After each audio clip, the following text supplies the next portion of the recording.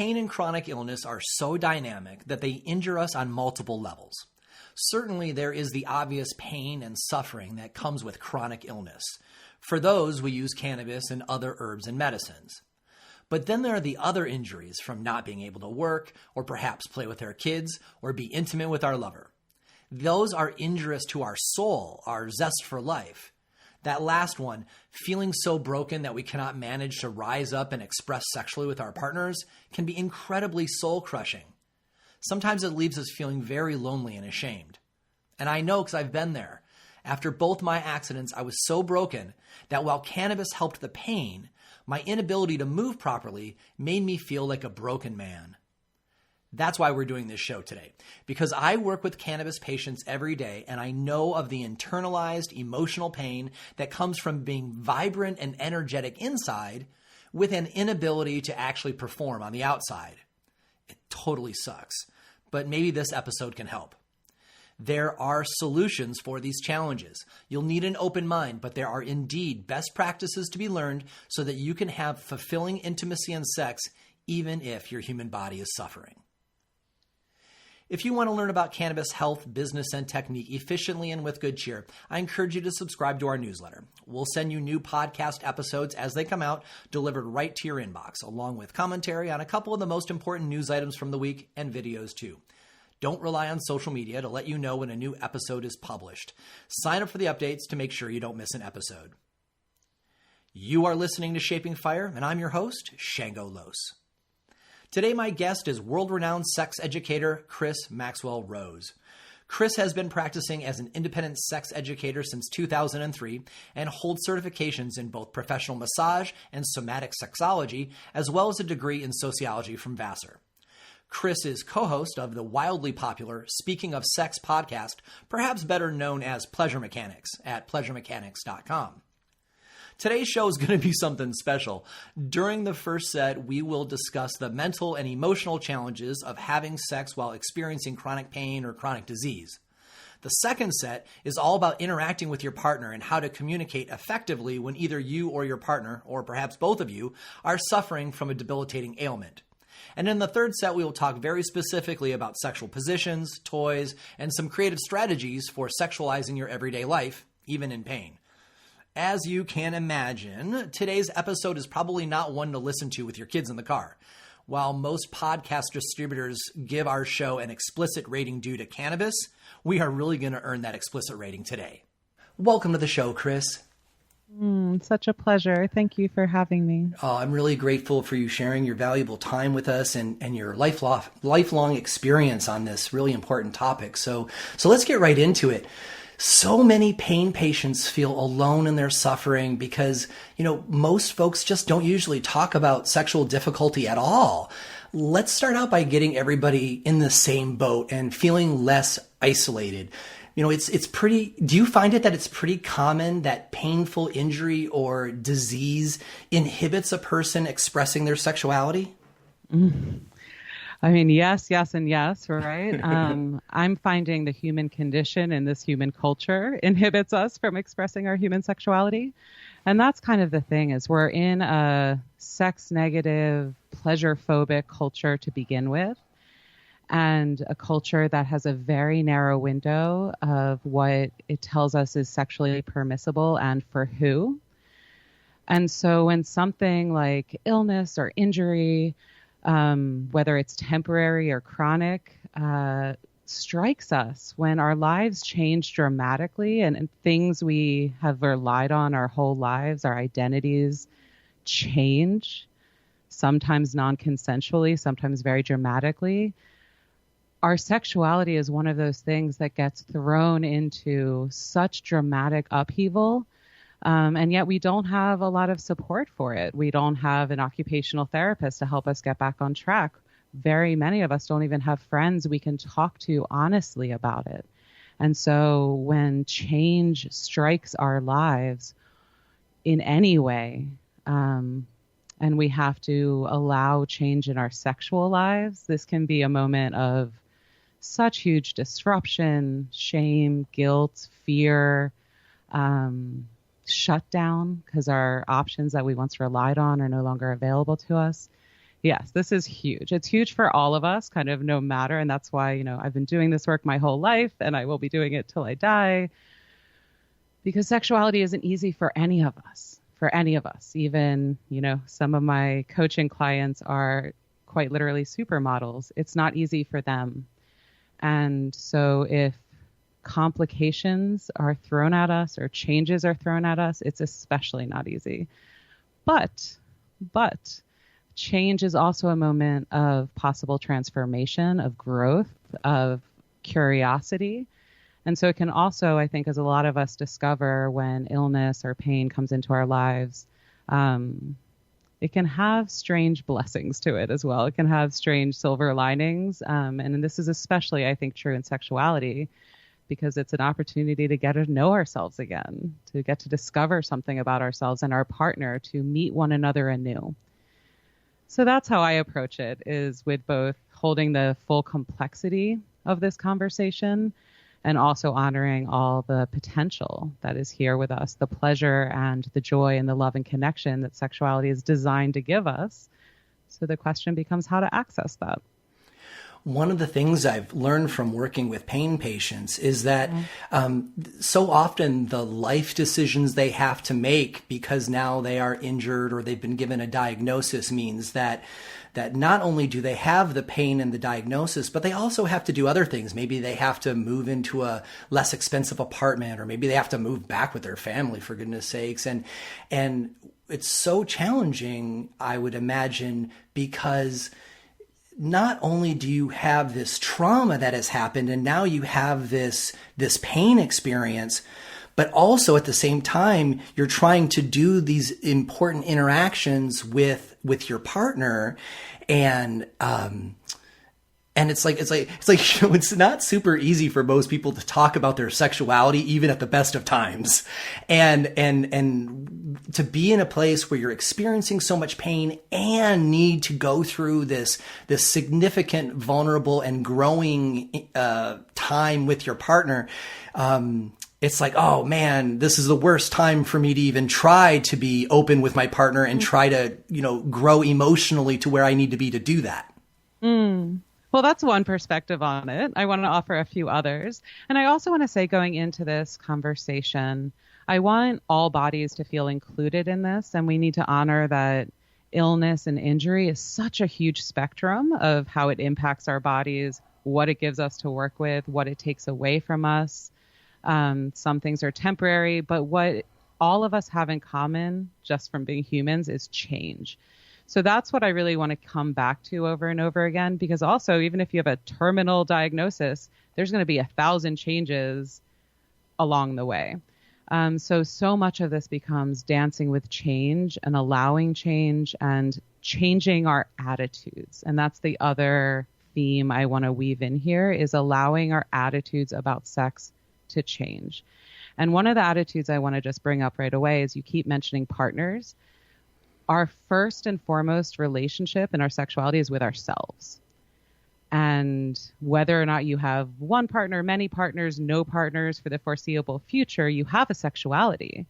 And so as we talk about sexuality, I want to talk about our relationships with ourselves, how we feel about our bodies, what we desire, what we allow for ourselves, and how we meet another person naked in bed, right? Because sexuality lives in all of those spaces. So let's talk about that relationship with our own body, because, having been a pain patient myself, I know that after my car accident, my body felt foreign to me, and it was acting in ways that I had not experienced before. And luckily I kept a pretty good headspace about my relationship with my body, but there were certainly times that I was angry and I felt like my body was letting me down, even though it was doing everything it could to heal.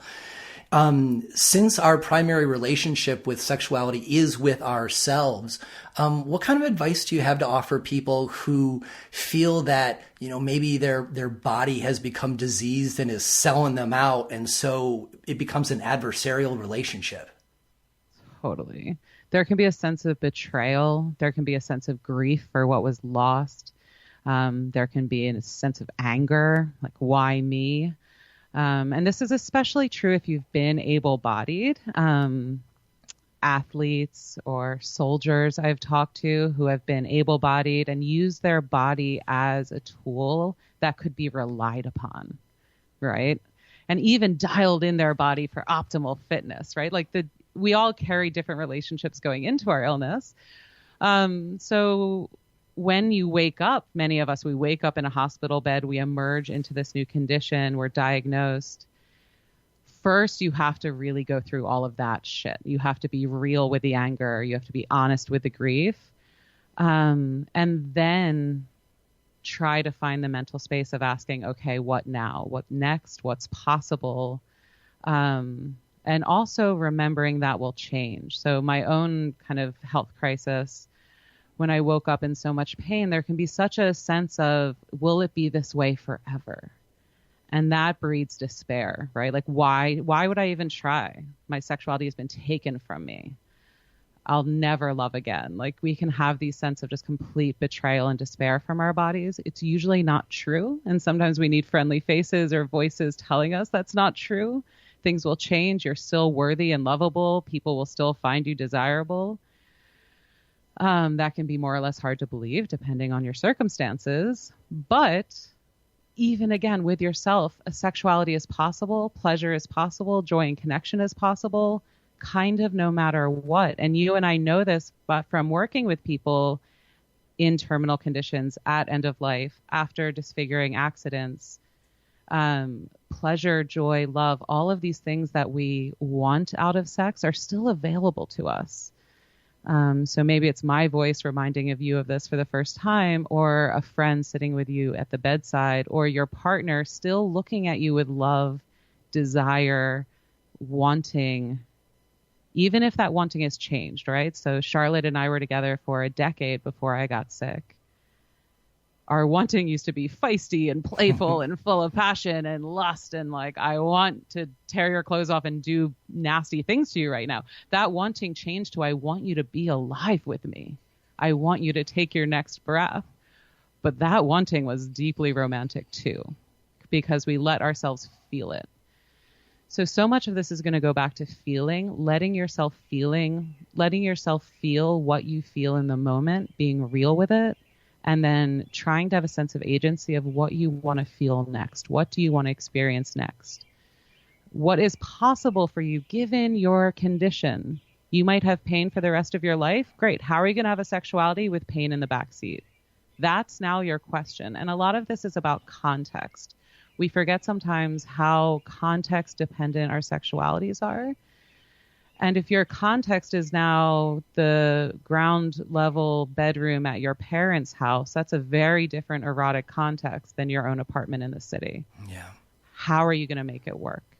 That's going to take curiosity, creativity, courage, commitment, practice, iteration, mistakes. But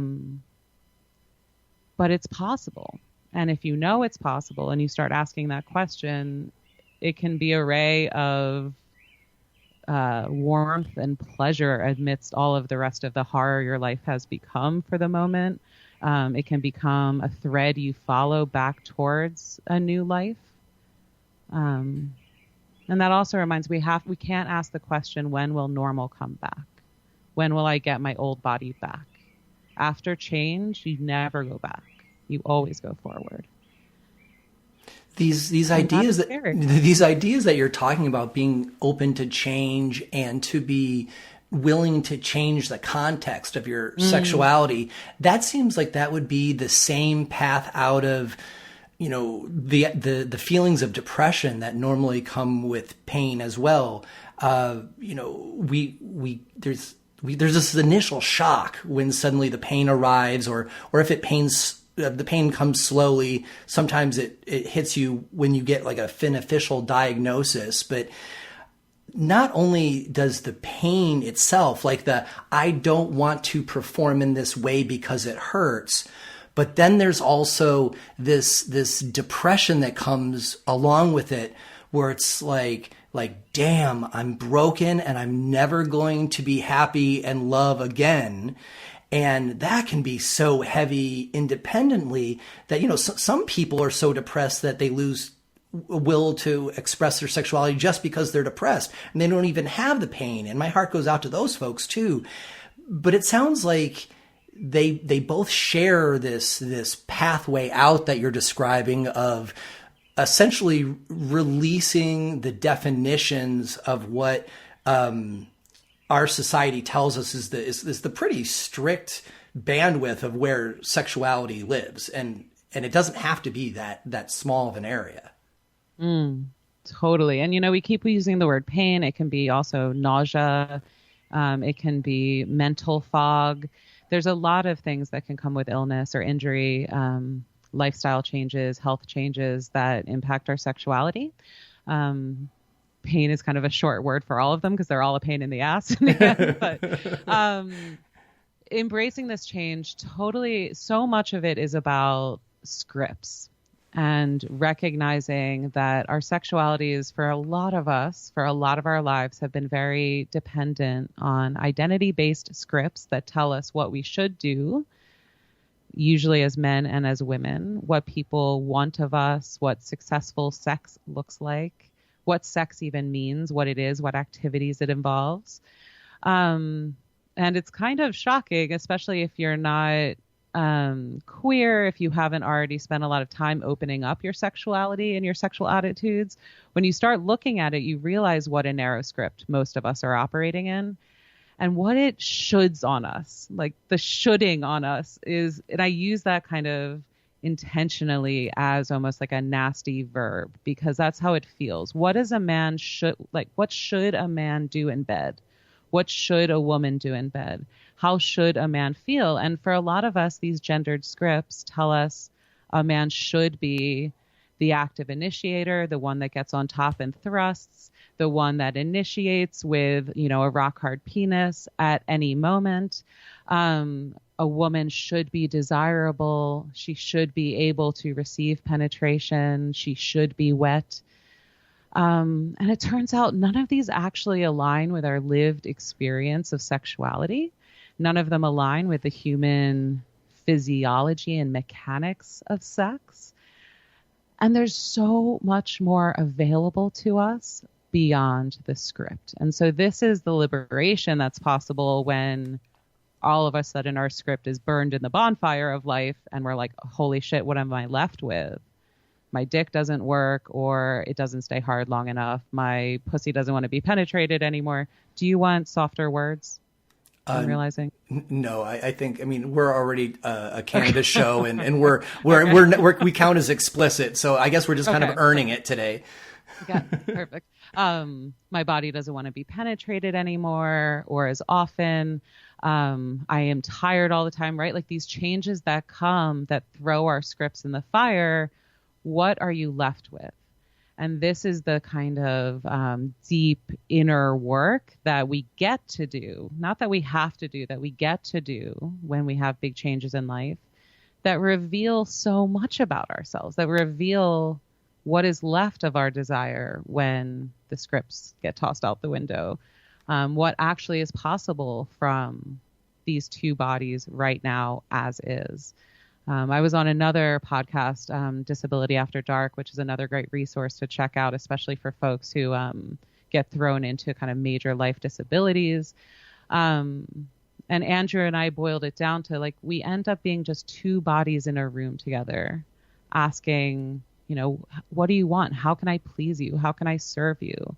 And that is such a beautiful place to be with another human being when all the bullshit is stripped away, when there's just this urgency of life and of time, which is also another gift a disease gives us, is we have an urgency of life again. And from that place, boundless pleasure is possible. Human bodies, and I know this as, a polymorphous queer person who is fucked and been fucked by all sorts of bodies, human bodies can fit together in all sorts of ways and pleasure one another in all sorts of ways. And we don't need any one specific, capability or ability to engage with that. Some of the most beautiful lovers and kinkiest people I've known have had the most limitations and the most creativity and willingness to play with one another. So I don't know. I just really want to like have the attitude of, because I can't perform. Sorry, I bumped my mic. I think what is essential here is confronting the attitude that tells us all is lost. You'll never love again. It'll never be the same. Therefore, there's nothing to look forward to. You know, that despair does not help us heal. It doesn't help us manage our pain. It doesn't help us connect with our current lover or partners we want to be engaged with, right? Like, despair is not useful for very long. It can be a very temporary state to kind of languish in for a while and feel it fully, grieve what has been lost. And then if you're going to choose to continue living, the question has to be, what next? What now? What do I want to experience? Well, then let's talk about that place at the beginning, because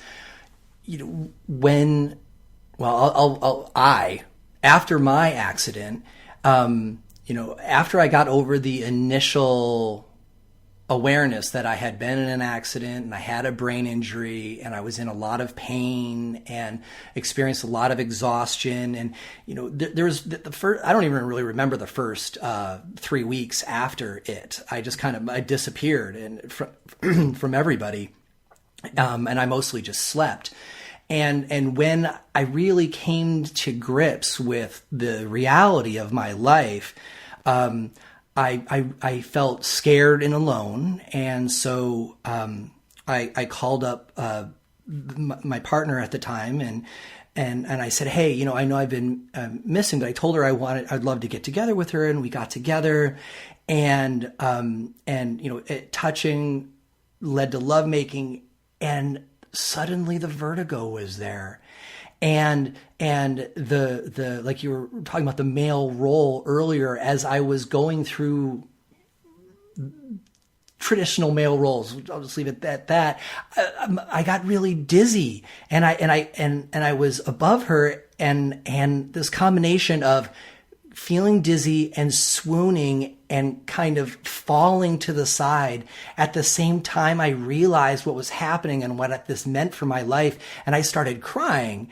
And then I'm realizing that, oh my gosh, I'm injured and I'm crying. What a disappointing guy, right? It all builds up really fast, right? In the moment. Yep. And, luckily I am I'm a pretty vulnerable speaker anyway. And so I was able to speak with her about what was going on for me, and I'm grateful for that. But for people who are at that place and their self-worth is so diminished because of whatever this health challenge is that they're dealing with, it takes a certain amount of self-worth or moxie to start down this path you're talking about, right? Being vulnerable and recontextualizing sexuality for oneself, that's not really easy work, right? So what would you say the baby steps are in concrete terms for somebody who realizes that they're here, but they are emotionally ready to change it? Yes. Well, thank you for sharing that story, because it encapsulates so much. So much of our moments, when I say, our scripts have gone in the fire, fuck them, I say that with a certain amount of queer irreverence, but I also say that knowing that our scripts are deeply comforting. They are what have told us that we have value, that we belong, that we are wanted. And when we think about that moment of, seeing your lover again and conversation leading to kissing, leading to lovemaking, part of what's going connect, and you're trying to establish, like, we can still do this, right? And the question that has to be asked is, like, what is this we are still trying to do, and what is the new way we are going to do it? And this starts with talking. This starts with communicating about sex. And I want to say again, like, this step of changing our erotic lives can happen with or without illness, with or without disease. But the more loaded your life is, the harder this is, the more pieces that you can control, right? You're not doing this erotic transformation under the best of circumstances. You're a little bit transforming under duress. So there's a lot of self-compassion that has to come into play here, and patience. and just baby stepping into it. So some of this is like taking stock of what the situation is, right? What is your body capable of right now? How has your body changed? And that process can take months. And again, like changes can happen so quickly in illness that this has to be an ongoing process. In mindfulness, we have one of our courses is mindful sex, which I actually developed while I was sick and healing.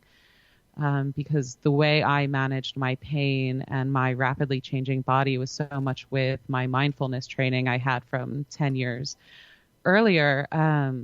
And so much of that is about paying attention moment to moment without judgment, right? Really easy to say, hard to do, but it's an essential practice when we're sick because we have to pay attention to our bodies.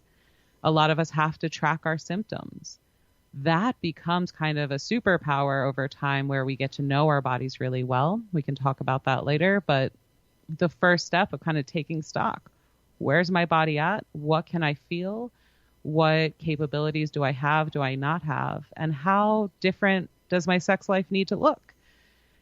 Because for some of us, the changes will be subtle, but really profound. For others of us, it's completely different. The activities and positions and interactions we are used to are no longer available. And that might take some really serious creativity, bringing in toys you've never even heard of to assist you in having the experiences you want. But all of this starts with conversation, either with yourself first, right? You're lying in bed, you're trying to heal, and you're like, all right, body, what do we have? What do we have to work with? What desires are there? Because your desires might have also changed. The sex life you used to have might be even like not even thinkable to you. Going out to the club, dancing, picking up girls. If that was your sex life before, it might not even be possible anymore. If you used to make love to your wife 4 times a week, that might not even be on your mind, right? And I'm curious with you and your process, like as sexuality got on your mind, was it about, will I belong? Will I be lovable? Will I be dateable? Will I be alone? Or was it about like, when's the next time I'm going to be able to have sex? Like, we need to stop thinking about sex as this package deal and start realizing how much we get out of sex. Physical touch, affection. For me, it was right? about not mattering anymore because right. You know how our sexuality and how we present ourselves about sex, like gives people an impression about what our thoughts are about sex. And for me, it was like, have I made myself no longer relevant to the saucy, sexy people who I identified with when I was that age? And granted, I was going out to clubs and things more at that time. And, since my brain injury, I stopped going out to clubs entirely. And, it was my feelings of being irrelevant. And that's scary, right? When somebody perceives themselves as being, going to art openings and going to restaurant openings and, getting to all the cool stuff and then realizing that, I'm in a lot of pain and I can barely walk and I get overstimulated. And am I really just going to be at home sitting here alone forever? Right. And a lot of this is about the modeling we have for sick and disabled people, which frankly sucks. And so I also encourage people to start following and feeding like their social media feeds with the disability justice community who talk and speak about their bodies with respect and reverence and honor, no matter what. It's a beautiful community to learn a lot from. But that thing of belonging, right? And I was with Charlotte for 10 years. We had been sex educators. We were like committed to Eros as a spiritual path. I got sick and I was like, go on without me. Leave me, find a better lover, And that self-deprecating, I am worthless now, that is our internalized ableism speaking. That is our culture telling us you are no longer valuable, you are no longer worthy, you are no longer lovable, and it's just not true. And hopefully the people in your life will start showing you that, showing you how deeply lovable you are, no matter what. If not, start surrounding yourself, hopefully, with people who can reflect that back to you. My ice just clinked. Hopefully surround yourself with people who can reflect that to you. But ultimately, this is a gift we give ourselves. We find our worthiness again. And again, this is about identity. The things that we identified with, our communities that we felt a part of, that we found joy and belonging with, may not be accessible to us. Part of that is on that community to be more accessible and inclusive. But it's also part of it is like our desires might shift. As you said, your love of music might transform from going to festivals to listening deeply at home with headphones on, totally blissed out.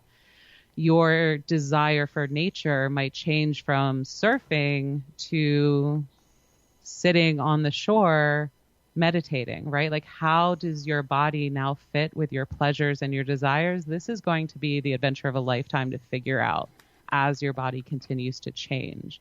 But I think what we know from people who are ill, even with terminal cancers, even with persistent pain that would, the thing pain patients hear all the time is like, oh, I just can't imagine living that way. It's like, well, if the option is death, you get used to a lot. And our bodies are so resilient and adaptive that eroticism and sexuality can be a part of that. How will your sexuality adapt? How do your attitudes need to change? And that's where it starts for so many of us. I get emails every day about the struggles and people want the solution. But what happens if we swim upstream to the attitude that is generating that experience of the struggle, that is telling you that because your penis isn't hard, sex isn't possible? Well, let's swim upstream, change that attitude, show you what sex is possible, and then you can choose from the menu of delights, right? Right. Changing our attitudes, because frankly, our sexual attitudes are just really, really toxic in this culture. So we all need to do this work. But when we do it through this lens of change and transformation in order to give ourselves the joy of sex back in our lives, it's really a gift to ourselves. And I really want to remind people, this doesn't have to look even like partnered sexuality. Like if you are facing a terminal illness, your eroticism might look like a lot of solo time in nature, taking deep joy and pleasure out of that time. That might be your erotic expression. It's really variable, but what's important is that it's yours and on your terms. So I've got one more path I want to take on this idea of our relationship with ourself first before we go to our first commercial. And during the second set, we'll talk a lot more about vulnerability and communication with other people. But I think it's really important that we get that relationship with ourselves good and grounded first. And that's this, if you go to the extreme, if you go beyond just the pain and then just the depression and then just the diminished self-worth, if you continue that, there are people who have gotten to a point that performing sexually under duress of pain in the bedroom is so bad that people begin to form negative associations around sex generally. So far, what you and I have been talking about, there seems to assume some seed of wanting to be sexual again, right? And we know that sexuality is part of an overall healthy human, makeup and life experience. What kind of insight would you have to offer with people who have felt like this for so long that sexuality or the expression of it has become like a contrast for them, a conflict? It's the enemy. And though they know that it might be good for them. Mm-hmm. The word that really stuck out in your question was performance, to perform under duress.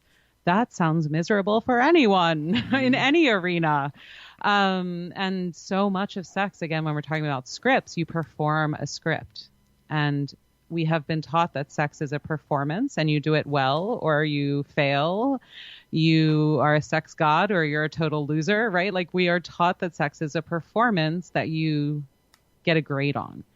Sex is something we experience through our bodies, through our beings, right? We can stop performing sex and start being sexual beings. And again, this isn't just like cute language for Instagram. This is really an important attitude shift where if the question is not, can I perform sex tonight according to a script and I have to hit these certain marks in order to be successful, if the question is, what do I want to experience? What is my body capable of? What's available to me? How can I serve you? How can I pleasure you if you have a partner? Then you have an open-ended path to take together. And it's so important to remind people of this because so much of that not tonight, honey, or dodging sex or avoiding the rejection cycle comes out of this. If I initiate sex, we have to do X, Y, and Z, and it's a package deal. And if your body isn't feeling like being penetrated and your husband initiates sex, it's so much easier to be like, nope, not available, than to communicate, well, I'm not really available for penetration, but X, Y, and Z sounds good. And let's see after the foot massage, right? Let's start with a 10-minute foot massage, see how that makes me feel, and know that there's no pressure to continue either way. And if you want to get off after my foot massage, I will watch you as you stroke yourself, right? But this level of sexual communication is almost unthinkable to most people. This level of sexual knowing, of having that ease and fluency of talking about sex, is unthinkable. So where do we need to start? By talking about sex, by thinking about sex, by getting new ideas so we have a vocabulary of what might be possible. If that intercourse, a few minutes of oral leading to intercourse script is no longer available to you, what then? There is so much available to you. And people like me are here to tell you and root you on and remind you that you are not alone. And in the end, that's pretty much what the goal I had with this show is, because I know that a lot of folks who are not in the best relationships with their body and who use cannabis for pain or other relief, they could probably use hearing this message too. So thank you, Chris. We're going to take a short break and be right back. You are listening to Shaping Fire, and my guest today is sex educator Chris Maxwell Rose. If you listen to Shaping Fire and you grow your own cannabis, chances are high that you are very particular about the inputs you use for growing. People like us painstakingly self-educate on cannabis nutrients and techniques so we can cultivate the best tasting and cleanest flowers possible. And when we go to purchase those nutrients, we want to be sure that our supplier shares our values and is providing exceptional quality. This is why I recommend buildasoil.com to my friends who care about quality. Build a Soil empowers organic growers to do their best work by sourcing and shipping only the finest cannabis growing supplies. From organic inputs, soils, soil testing and pots, to lights, growing tents, sprayers, and cover crops, Build a Soil founder Jeremy Silva doesn't just stock his store with what's available. He goes deep to personally vet each product for quality and determine that there isn't a better version of the product that he could be selling. Because of this arduous process, you know that your options on buildasoil.com have been carefully curated to create the results you are looking for. Not only that, but the Build a Soil way is a philosophy that will permeate your interaction with the company. From website design to pricing and shipping to after-purchase support, Jeremy and his team always strive to do their best and give you the best customer service in the business. Check out buildasoil.com today for top-tier quality cultivation supplies and a friends and family buying experience. And check out their educational videos and extraordinary social media while you're there too. Quality organic growing supplies at buildasoil.com. In times like these, when so many cannabis companies are growing their flower in gigantic warehouses and fields using synthetic nutrients, it is good to know that there are authentic California heritage growers using natural farming techniques and sunshine to cultivate cannabis flowers for you. California has produced the best cannabis in the world for generations, and the idea that massively scaled industrial cannabis production could produce the same quality as small batch, lovingly cultivated flowers is just silly. Moontime Medicinals is located in Humboldt County on the lush South Fork of the Eel River watershed in the epicenter of the American cannabis heartland. Moontime Medicinals grows under bright California sun in greenhouses using only natural farming techniques like hugelkultur, compost teas, whole food fertilizers, and fermented plant juices. Every part of their growing process plays its own part in nature, and nothing synthetic is injected into the process. The result is big, beautiful cannabis flowers with wide-ranging terpene profiles that taste like great cannabis should. If you live in California, ask your bud tender for Moontime Medicinals and visit Moontime Medicinals on the web and Instagram. Moontime Medicinals is also available as part of the Redwood Roots family. Moontime's whole flowers appear in Redwood Roots curated joint packs alongside other heritage cannabis cultivators like Lady Sativa Farm, Ridgeline Farms, Humboldt Redwood Healing, and others. Moontime Medicinals, top shelf cannabis grown in harmony with nature. Did you know that Shaping Fire has a fabulous YouTube channel with content not found on the podcast? When I attend conventions or speak or moderate panels, I always record them and bring the content home for you to watch. The Shango Los YouTube channel has world-class speakers, including Kevin Jodrey of Wonderland Nursery talking about breeding cannabis for the best terpene profile, Nicholas Mahmood on regenerative and polyculture cannabis growing, Dr. Sunil Agrawal on the history of cannabis medicine around the world, Ben Cassidy of True Terpenes on using terpenes for health in your everyday life, Reggie Gaudino of Steep Hill on the cannabis genome, and Jeff Lowenfels on the soil food web. There are several presentations from Dr. Ethan Russo on terpenes and the endocannabinoid system, and even my own presentation on how to approach finding your dream job in cannabis and why we choose cannabis business even though the risks are so high. As of today, there are over 100 videos that you can check out for absolutely free. Go to youtube.com/ShangoLos or click on the link in this week's newsletter. Welcome back. You are listening to Shaping Fire. I'm your host, Shango Los, and our guest this week is sex educator Chris Maxwell Rose. So, as we saw in the first set, common challenges to fulfilling sex for pain patients or really anybody who is looking for body relief is often a blend of emotional and interpersonal communication and physical issues. This is working on a lot of different levels. So let's talk next about the communication aspects, because these insights likely work for anyone who hesitates from talking about sex at all. You don't necessarily have to be injured. But since today we're really focusing on cannabis patients with chronic pain or other chronic issues, Chris, what sort of advice do you give to folks who want to initiate conversation with their partner or potential partner to get them talking about their desires and physical limitations? Because so often it's just the getting started part that's so hard. You open your mouth and you want sound to come out, and it's hard. So where can people start with that? It's such a great question. And we need to remember when we're talking about all communication, one of the things we're doing is we're making the invisible visible. We are bringing our interior life outward to be shared. And that can be vulnerable. It can be scary, but it's also what makes things possible. So I just want to give you a little bit of cheerleading that while opening up your mouth and speaking about sex might be one of the scariest things you do in this process, it will also be deeply rewarding if you stick with it. Because part of communicating about sex is getting specific. We've been talking about the script. We all get kind of this cultural download about what sex means, what it means to be a man or a woman, what it means to be sexy, what it means to be desired. A lot of that information is frankly just wrong, or it comes from a deeply sex negative place that's trying to very limit your sexual experience. So what we want to do is open up our minds, open up our vocabularies, and start getting ideas, insights, and options. Ideas are pathways to possibility.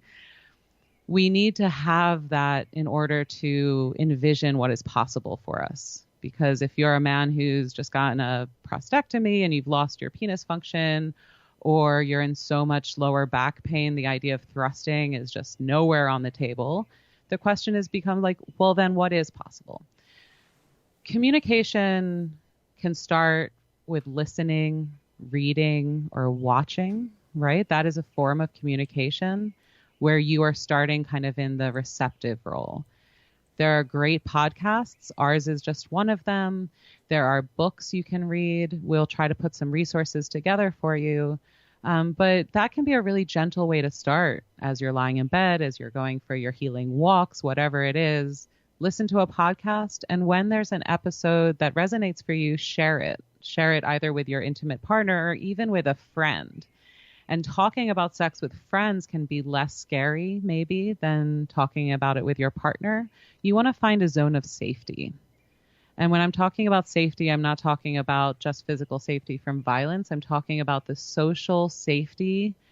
And there's a lot of brain science we can go in here, but I'll keep it simple. The social safety where you feel connected and like you belong and you're accepted, where you can feel calm and interested in conversation. That's the zone you want to try to talk about sex out of. If you're feeling scared and activated and ashamed and fearful, your brain can't really work. You can't really communicate well. And so that's maybe a signal to you if you feel that in your body, like, oh, this is feeling too scary, that you want to take a baby step back and listen to some more podcasts or try something different. One of the resources I'll give to you is an episode we did about nonverbal communication. You can write your lover a letter. You can start a choose your own adventure book with your lover where you say, would you rather this or that? You can listen to a podcast together, walking on the street with headphones on, and then stop at a bench and discuss it. And you already have this whole banquet of language to talk about.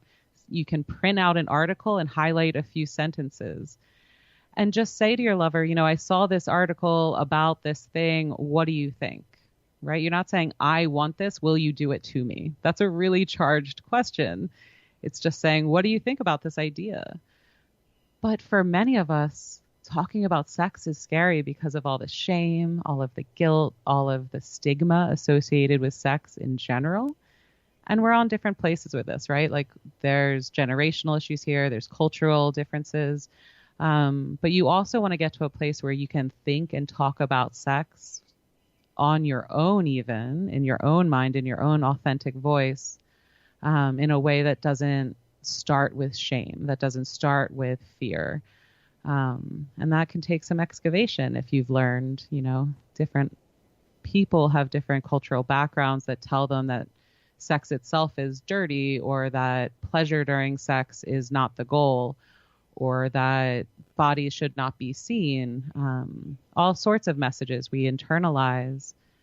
And sometimes it's shocking, you know, what we realize, what we have to kick out of bed. Like we think we're really sexy, free beings, and then we realize just how constrained we are by shame or traumas from the past.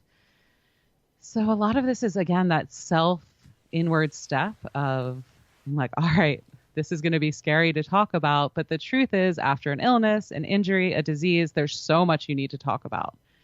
Your mobility might have changed. Your diet probably has to change. Your cannabis use might change. So you need conversations with your lover or your partner or the people you're living with and yourself about all of these things. And sex is just going to be one of them. And what I find is that a lot of partners are really relieved when the subject comes up. Because I think when, you know, your partner is in a hospital bed or has this new injury, sex can feel unimportant to name. Very few of the doctors will bring it up, especially if they don't perceive that children are an issue. And there's so much there, you know, like the medical industry needs so much training about sexuality, but they might not even mention it, or they might say something flippant like, wait 6 weeks and then you should be able to resume normal activities. It's like, really? What? And I always wish like I could pop into people's bedrooms as the sex fairy and just be like, it's okay, there are options, but we don't have that magical sex fairy. And so we need to be bold and courageous to just like look our partner in the eye and be like, how are we going to connect? What are the stages here? What are the seasons ahead of us, right? Like, are we heading towards a terminal illness and we're facing a very specific season ahead of us? Is this the acute phase and things are going to get better? Most of the time you don't actually know. And so it's just about being, and this is a language that really came out of my illness, was being in the current sexual season that you are in.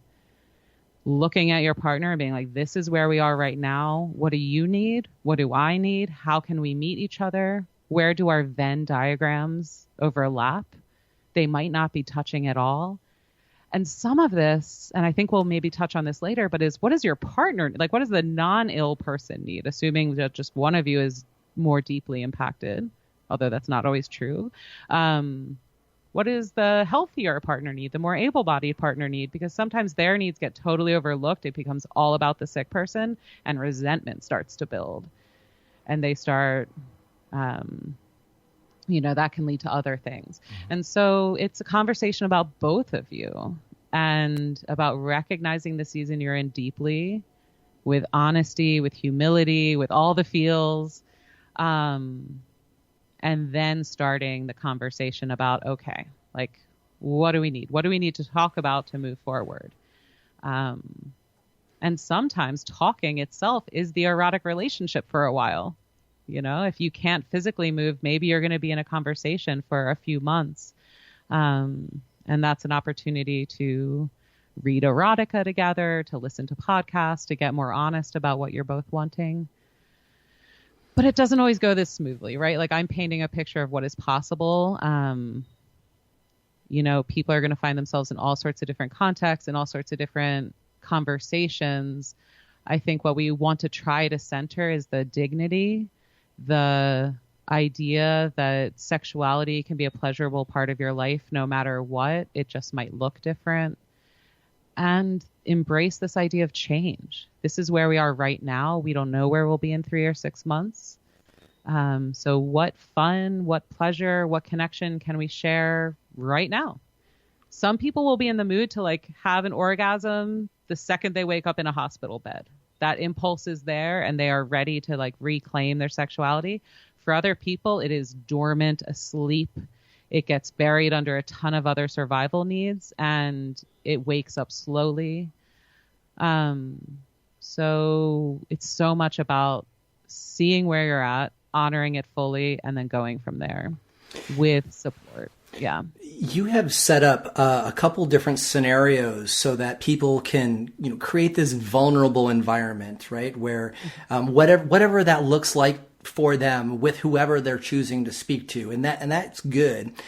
I, like you though, have this idealized picture that once folks start talking and they get the ball rolling, that the words will come freely and the conversation will be animated and there'll just be all this wonderful healing. But I know that for a lot of people, that is not going to be the case. Their partner might be in a place where they are traumatized from the other person's injury or whatever's going on for them. They may have their own sexual hangups where they're like, I don't want to talk about this. So why don't you share some insights on that?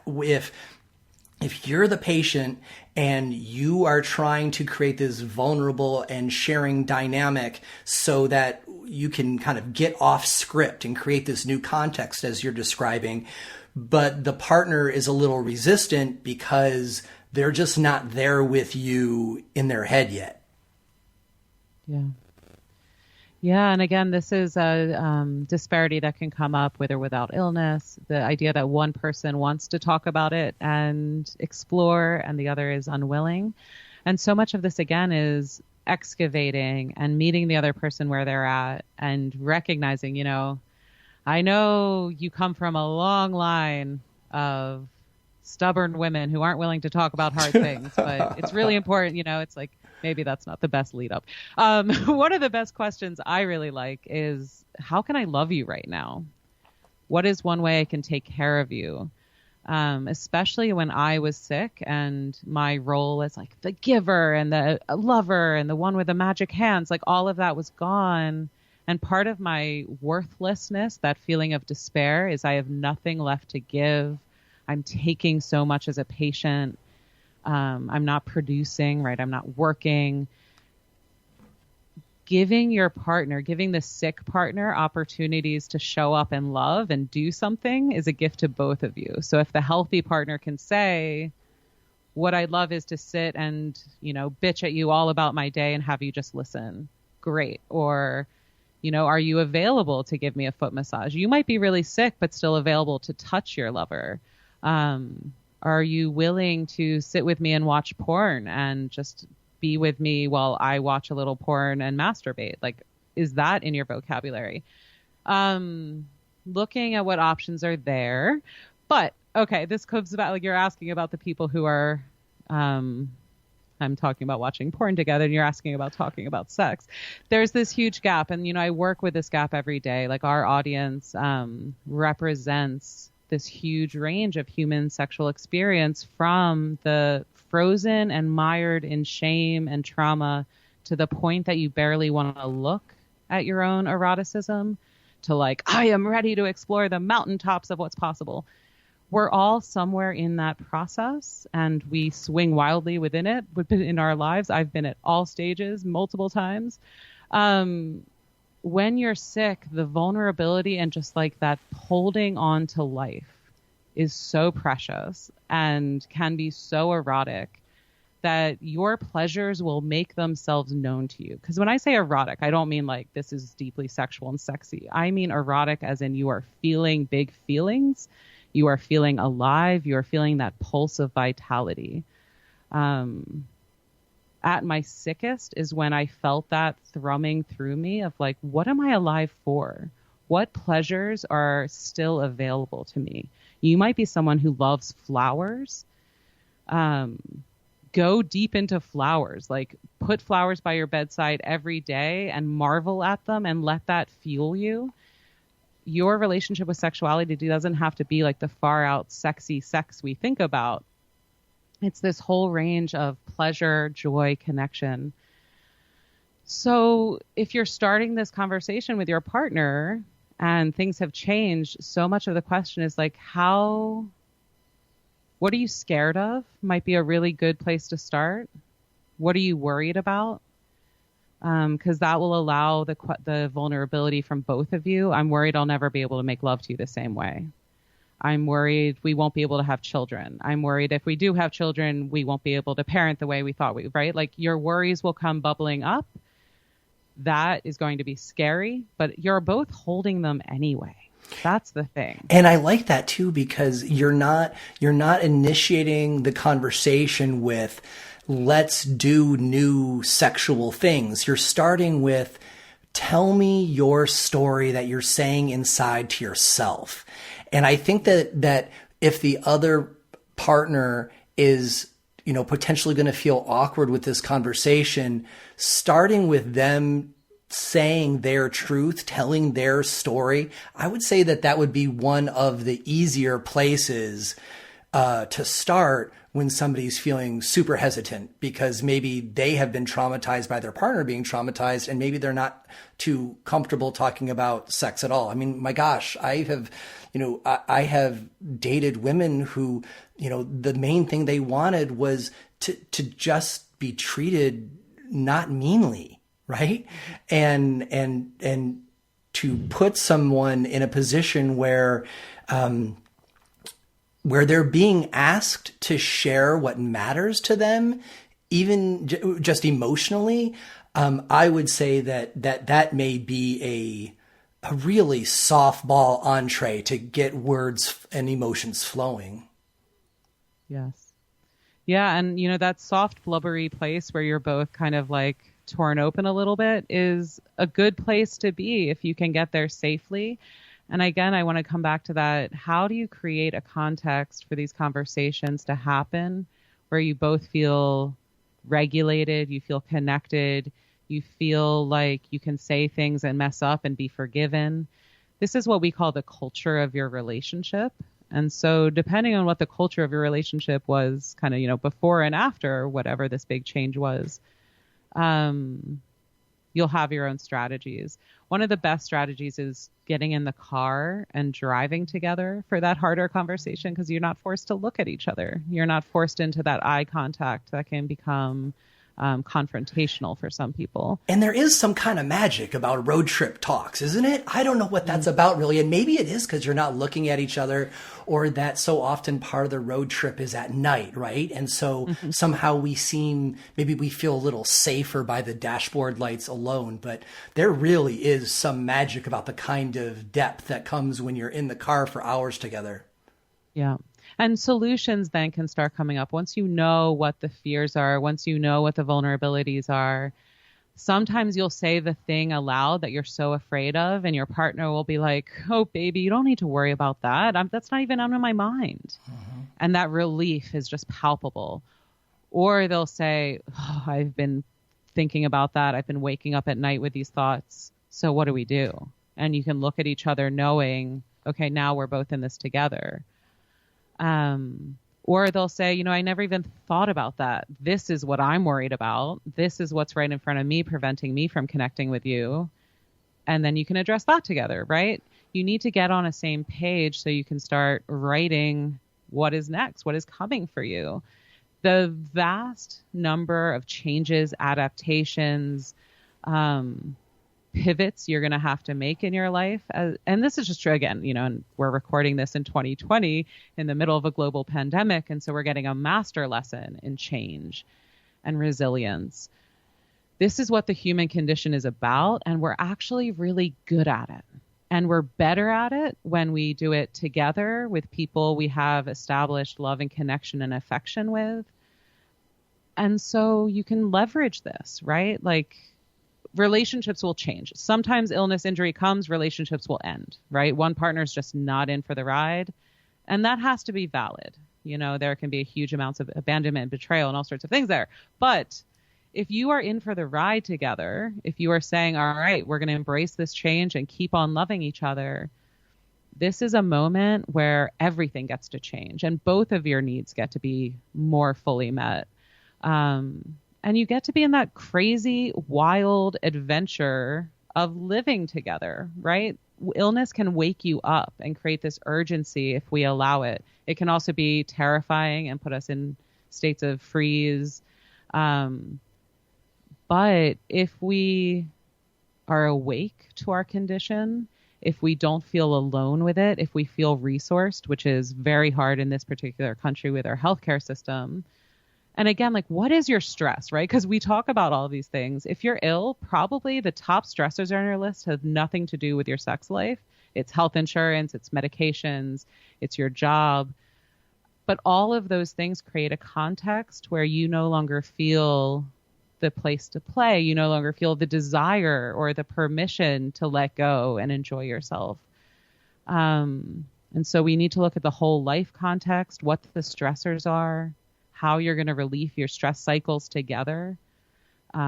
Your partner might need permission. Like, you go to your yoga class 3 times a week. I'll call in my other friend for the assistance I need for bath time, right? Like, you need care networks also to get through this. The idea that your partner is going to be your caretaker, help you with all the health insurance paperwork, maybe be a co-parent and be your lover, that's a lot to ask. Yeah. Who else in your community can help? Who else in your community can even provide you with companionship or conversation to lighten the load between you so there's more space for this connection, this play?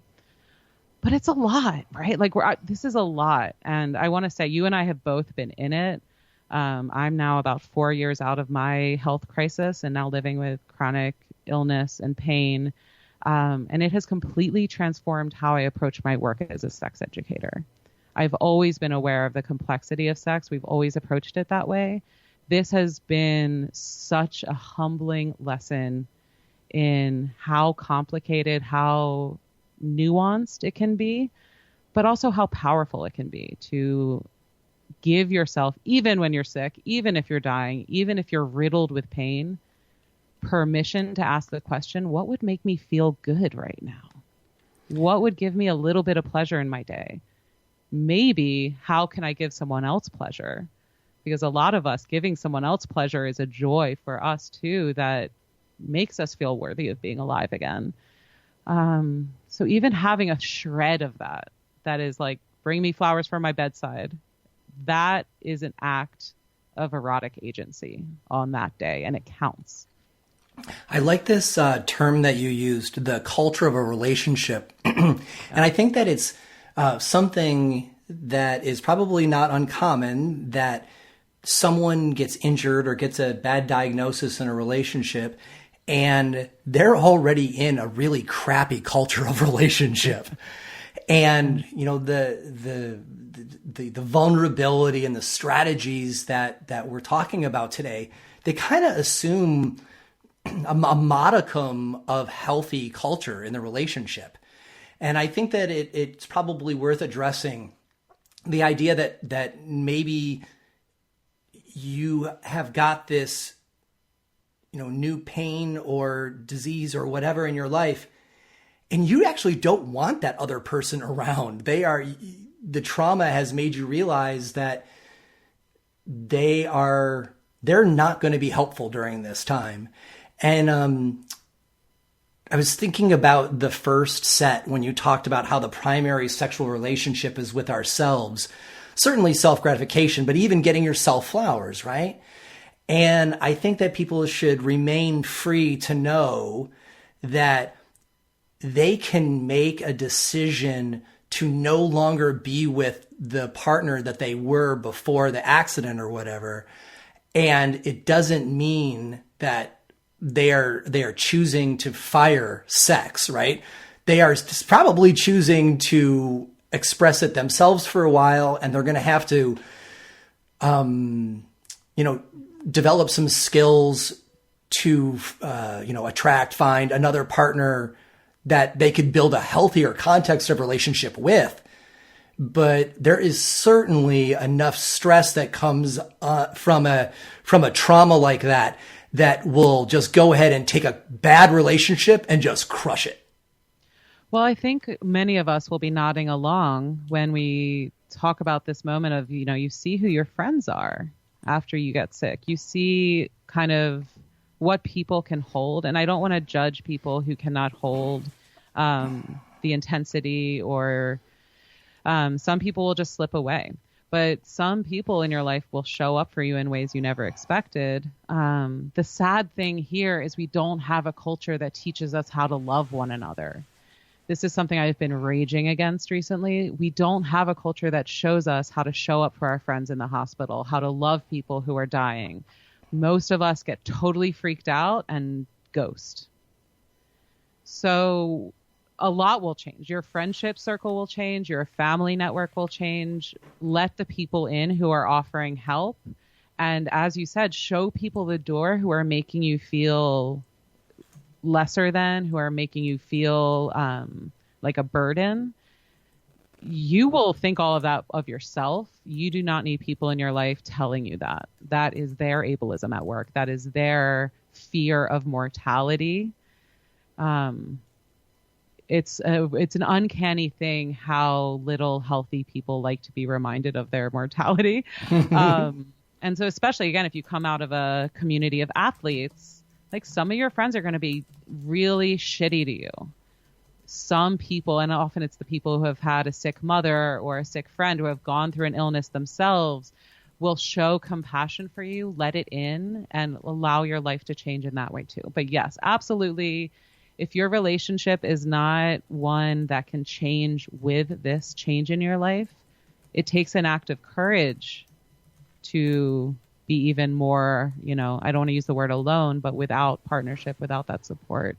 But bad support is actually a burden. So yeah, bad support just makes everything worse, right? Sometimes you're like, oh my gosh, I wish my helper would go away. I'd rather be trying this on my own.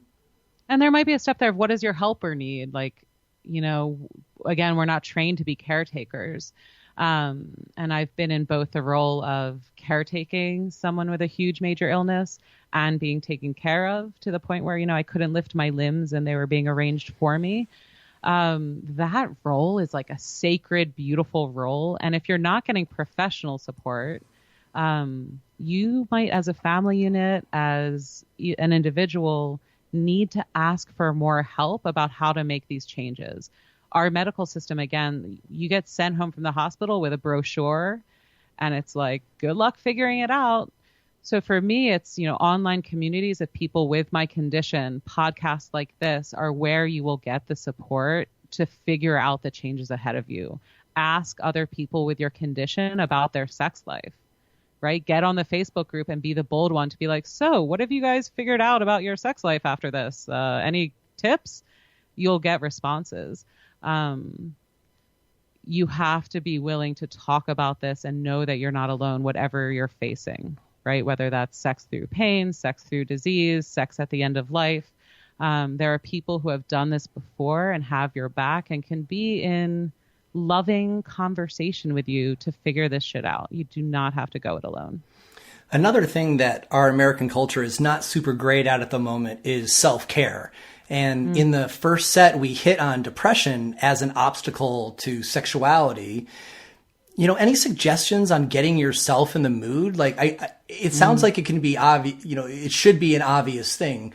But I think that with the general lack of self-care that we have in our country, and then if you add pain or a diagnosis or something that pushes us off our game, that it may not be immediately obvious to people to kind of get themselves back in their own mindset to even want to be sexual. Yeah. So this is another one of those moments for swimming upstream and getting a new framework that will help here. And that is one of the two forms of desire, the two forms of sexual interest.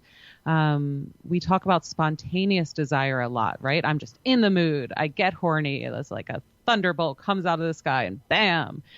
That is not often how people get aroused. There's also responsive desire where something feels good, your brain tracks it, says, that feels good, more of that, please, and it builds on itself. So when we kind of know that both spontaneous desire and responsive desire are possible, responsive desire is the one we have a lot more agency over. We can start cultivating an attitude of curiosity about pleasure, right? So much of this is a curiosity towards pleasure. What is bringing me pleasure today? I'm going to follow that thread. And in the mood for what? Again, if it's a package deal of kissing, oral sex, intercourse, and I'm not in the mood for intercourse, I'm just going to throw out the whole package. Maybe I'm in the mood to cuddle and I can express that. Like, it would feel really good just to lie in bed, turn all the lights off, get under 3 duvets, and have you lie behind me naked. Can you give yourself permission to ask for what you want? That is a huge skill set. And the first part of that skill set is like tuning into your own body. This is interoception of feeling your feelings, feeling how your body is feeling, noticing little sparks of desire, like, oh, it would feel so good to be held right now. And then giving yourself permission to move towards that, to ask for it. The word depression can mean a lot of things. It can mean clinical depression that needs to be like treated as its own thing. But for a lot of us, it can also mean context. And the context is so important for arousal. And this brings up another framework. And again, we'll link to deeper podcasts so you can geek out on what interests you. But arousal works kind of like a gas and brakes model. And we are often thinking about what would put more gas on it, what would give me more interest. But it's really useful to think about what is putting the brakes on my desire, what is putting the brakes on my interest or my willingness. And those are some of the things we can start actively managing. Maybe my bedroom has become like filled with medical equipment and it just doesn't feel sexy. Is there anything you can do to make your bedroom have more context? Can the medical equipment live in another room? Or can you do a hotel room once a month? What about your context can you change? Are there medications that are deeply impacting things? Can you tweak that? Are there ways of like parts of the day, like you have a lot of energy in the morning, at night your pain is spiking? Can you have a conversation about like, can we have a little bit of time in the morning to just roll around in bed? Because that's when my body feels best. We each develop our strategies here based on our conditions. But so much of this comes back to permission. Are you giving yourself permission for pleasure? And I dare you to even start prioritizing your pleasure. When we're sick, when we're like, there's always insurance calls to make. There's always work to catch up on. We always feel like we're not contributing enough to the household. Do you have the mental space to say it's okay to take 20 minutes and just do something because it feels good? For a lot of us, that's the first, is there permission for pleasure in your life anymore? If not, how do you give that to yourself? And then what's important is noticing the impact of it. Because pleasure is some of the best medicine we have. Pleasure is what allows us to connect with others and share deep feelings that makes us feel like part of the human family. Pleasure is what motivates us into the next day. And pleasure can be an amazing painkiller. Orgasms can be an incredible painkiller. Pleasure can get your mind off of your disease for 15 precious minutes where you are not your illness. And that freedom can transform your experience of being ill. This is about agency. I am ill, but I am still also a mother, a lover, a friend. I am ill, but I'm also still loving massage and a little kinky. I am ill, but I also still want orgasms and oral sex, right? You're ill, but what else is true about you? Let yourself have permission to be an erotic being on your own terms right now and see what that looks like for you.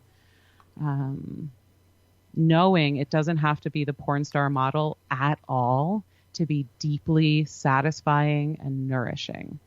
And that's another thing, after a decade in this field plus, what is satisfying and fulfilling to us as erotic beings is so vast and variable and changeable.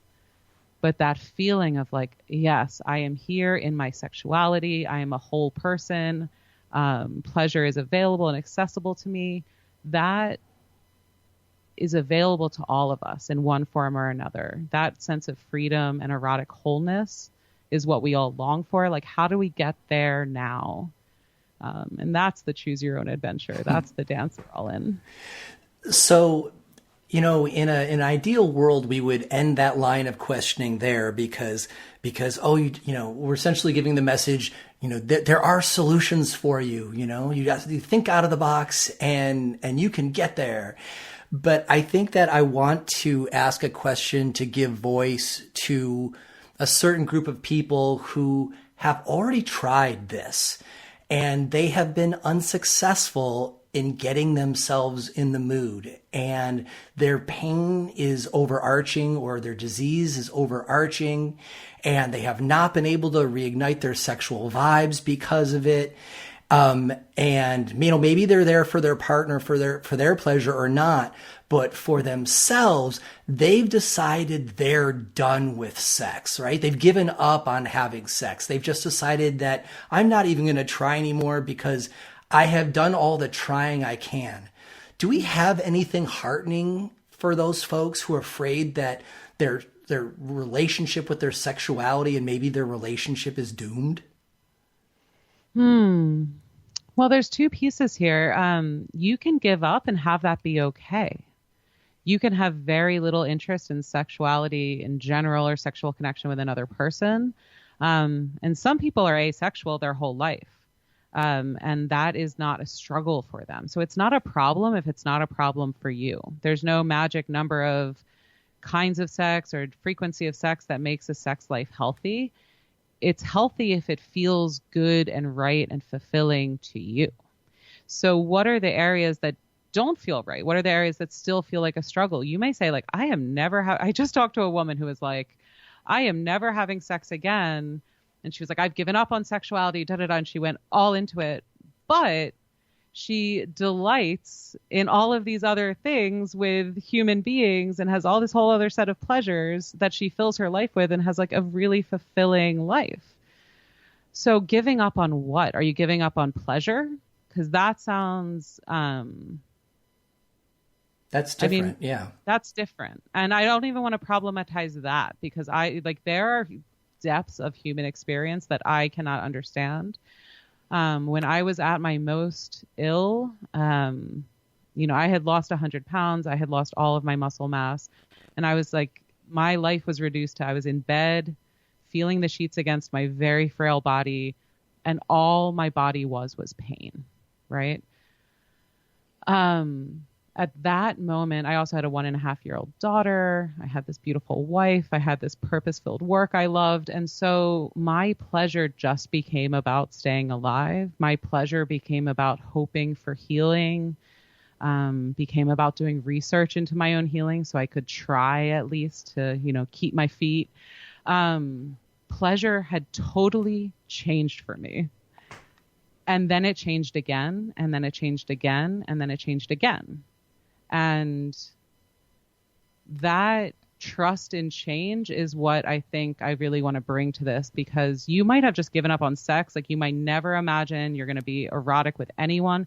That is fine. If that is what is healthy and feels real and right to you, good. You might have other priorities in front of you. You might have, a diagnosis and be like, I don't want to spend any time chasing tail. I'm going to write. Make that writing as pleasurable as you can. Buy the best pen, luxuriate, and whatever we are doing with these lives of ours, I think, that's the urgency I talk about when we realize, my disease is one I have to manage every day and kind of keep myself alive by pushing buttons and AA batteries. That action every day just reminds me of this preciousness, and whatever spiritual overlay you have. When I light up a bowl of cannabis and exhale and look out the window and feel alive in my human body, even if it's pain I'm feeling, I'm kind of like, there's a gratitude of just being here for it. So I think give up on what you give it up. We all have to give up a lot. There's a surrender, give it up and then be like, what's left? What do I want to do as I'm drawing this breath? As I'm exhaling this smoke, I love the name of your podcast so much, because for me, cannabis is a sacrament. And I really do think about what am I shaping with every breath? What am I shaping in the world? What am I creating? Conspiring means breathing together. Who are you conspiring with? Towards what? What is bringing you delight? That is your pleasure. Follow that. Don't worry about what sex means to anyone else. That's your eroticism. That is your thread of life right now. Awesome. Thank you, Chris, for going there with me. Let's go ahead and take our last short break and be right back.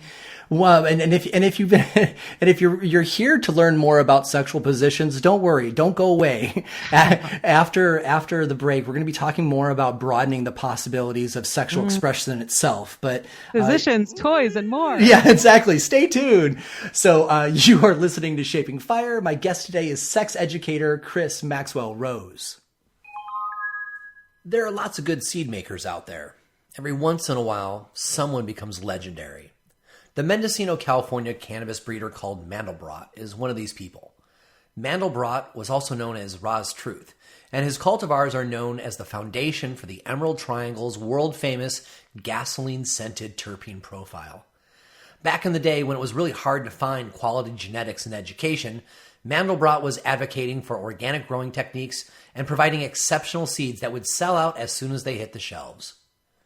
Mandelbrot lived too short a life, dying in 2015. But while he was with us, he created several connoisseur-level cannabis masterpieces like Oil Spill, The Truth, and Royal Kush. No matter if you approach growing cannabis more as a toker or a breeder, you will find something that delights you in Mandelbrot's selections. Because while some strains are better to grow or to smoke, Mandelbrot's creations excel in every category, and that's why people keep talking about them even today. Emerald Mountain Legacy continues the Ra's Truth tradition by preserving these coveted genetics for future generations, unchanged as they were originally created in the mid-2000s. Emerald Mountain Legacy also creates tasteful, modern crosses to Mandelbrot's classics. These lines, worked by Mandelbrot's brother Ben, furthers their family's genetics in a spirit that Mandelbrot himself would approve of. Check out the Emerald Mountain Legacy Instagram and website to see photos of these plants and learn more about Mandelbrot and his infamous strains. Emerald Mountain Legacy seeds are available online from seed banks and distributors, including Labyrinth Seed Company, the Regenerative Seed Company, and Pure Sativa. Emerald Mountain Legacy, keeping Mandelbrot's legacy alive. As a business owner, you are incredibly busy. In reality, you are responsible for everything your company does. You've got so many responsibilities every single day that often you just don't have the time to really dig into your marketing as deeply as you'd like. You know there's more that you could do to reach out to new customers and encourage loyalty in the customers you already have, but you certainly don't have the time for it, and you're not ready to hire somebody full-time for that role either. For you, I recommend Blunt Branding. At Blunt Branding, Kirsten Nelson and her team are focused on improving your bottom line. You know, most marketing firms are excited to make your logo, packaging, and website very pretty, but they leave responsibility for improving your bottom line up to you. They don't want that kind of responsibility, but that's pretty much the most important part of marketing, right? Kirsten and her team will help you engage new customers, funnel them to your point of sale, whether it be online or a storefront, and keep them coming back to you and telling their friends.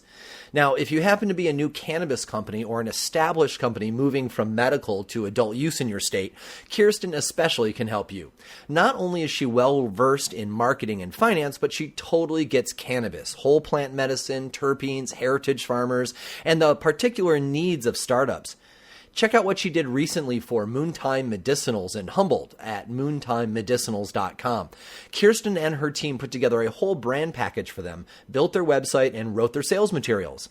No doubt this is a paid commercial spot, but that does not mean they bought my opinion. I've worked with Blunt Branding on 5 projects now for various of their clients, and every single time they have done more than they have promised and over-delivered on results. I love how they generate new revenue and focus on that as the goal instead of just making a pretty logo. Similarly, every single friend I've referred them to has come back to thank me, and that just does not happen every day. Grab a pen and paper because the website address is coming up. If you want someone to implement marketing programs that feed your bottom line, give Blunt Branding a call. They will share proven techniques to increase your audience and generate sales while using cutting-edge technology solutions in the background that make all of this easy, automatic, and trackable. Go to shapingfire.com/Blunt Branding to find out more. You can also click the link in our newsletter. Blunt Branding, marketing that makes you money. Pre-rolls have come a long way since the early days of normalization. When you choose Saints Joints, you are smoking all-flower, top-shelf pre-rolls with terpenes that will sculpt your high in a way that dry, old pre-rolls just can't. Whereas most brands release pre-rolls as an afterthought, for the last 5 years, Saints Joints has focused on their line of exotic, curated joints. And while some companies just chase the hype strains, Saints Joints goes deeper, searching out hard-to-find strains, unexpected crosses, and nearly forgotten land races and classics. And some hype ones too. Not only does a joint from Saints smoke incredibly well, they have fine-tuned every step of the process so you don't get runs in the paper, the joint is just the right density to have a nice pull, and the joint stays lit, even if you get a bit chatty. Saints Joints boxes are works of art and will spark conversation when you pull them out at a party. Saints award-winning boxes change with every release, feature edgy outsider art, and often raise awareness of important issues like equal rights. Saints boxes are so desired that many collect them and display them in their homes. Ask your bud tender for Saints Joints and have a premium joint experience. Now, if you are a licensed cannabis cultivator, I have an extra message for you. Saints is looking for partners in legal cannabis states to expand the availability of the Saints Joints brand. Do you grow exceptional cannabis flower but are less excited about all the effort, cost, and risk of launching your own brand? Saints Joints may be just the partner you are looking for.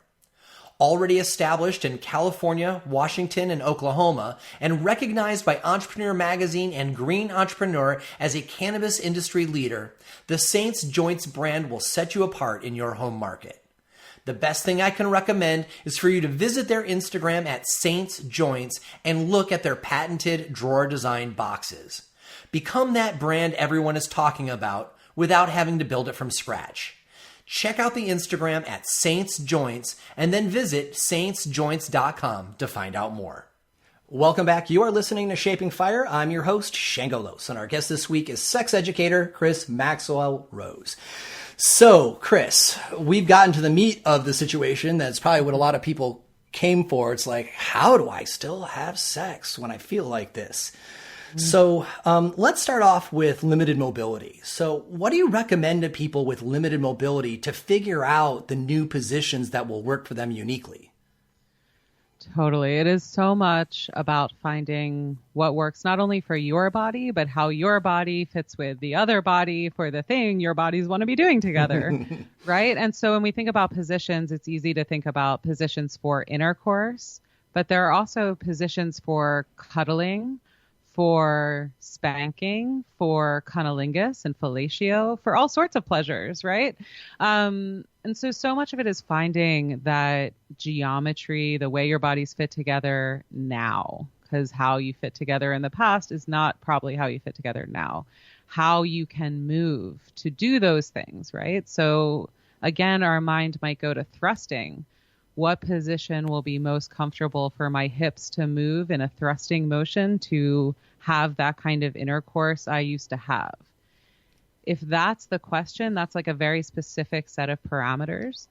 If the question is, what are the positions where my partner and I can have PVI, penis vagina intercourse, right? If that's the goal, that kind of connection, there's a lot of positions you can be in if you're willing to give up the thrusting. So how important is the thrusting to you? And so a lot of this is kind of breaking it down to the essentials. Like, what does my body want to be doing? How do I make that happen? A lot of this is getting out of missionary style, which I learned by being, a woman wearing a strap on, how much work it is to be in missionary style penetrating someone. It's like an athletic feat. Especially if you want to make it big, right? And so if that athletic feat is not available to you right now or ever again, we're going to look at all sorts of other ways of creating penetration and movement. So some of this might be standing up. Is standing up available for you where you can position your bed height? The risers for your bed come in all sorts of different heights. If you can position your bed so your partner can either be lying face up, bent over the bed, all sorts of positions, and that's a good height for your hips to move. For some people, standing and moving is much easier than being up on elbows or their hands, holding their weight and then moving. So that might be an option. There's all sorts of props and pillows and tools that you can bring into your bedroom. Again, if you get over the attitude that these things are kinky or weird or, just for women, or toys are for all of us, tools are for all of us.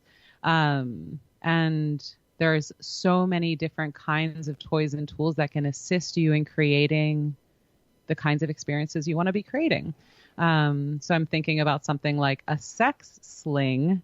For some people, they might think, whoa, that's like a sex swing. That's so kinky. They think of all the sitcoms where, the closet door has swung open to reveal the little dungeon inside with a swing. Yes, they are found in sex clubs. They are also an assisted mobility device, if you think of it that way. And having a portable swing you can take out that you can put your partner in, and that allows you to connect. It doesn't have to be kinky at all. Right? Wrap some silks around it and make it like your little love shrine. Like, put your own aesthetics on these things and they can become yours if you claim them, right? Like, what is stopping you from getting a sex pillow? Is it the idea of having sex furniture? Well, now they come in all sorts of aesthetics. So your sex pillow can also be your reading pillow. And if your cousin comes over, it's like, that's my wedge I use for reading. It's really great. You should check it out, right? Like, we don't have to be ashamed. And they're all like, let me show you how to use that wedge you use for reading. It's like the shame of bringing these things in can prevent them from being really powerful tools and devices for us. And so I want to give you permission to explore toys and tools, assistive devices of all kinds, right?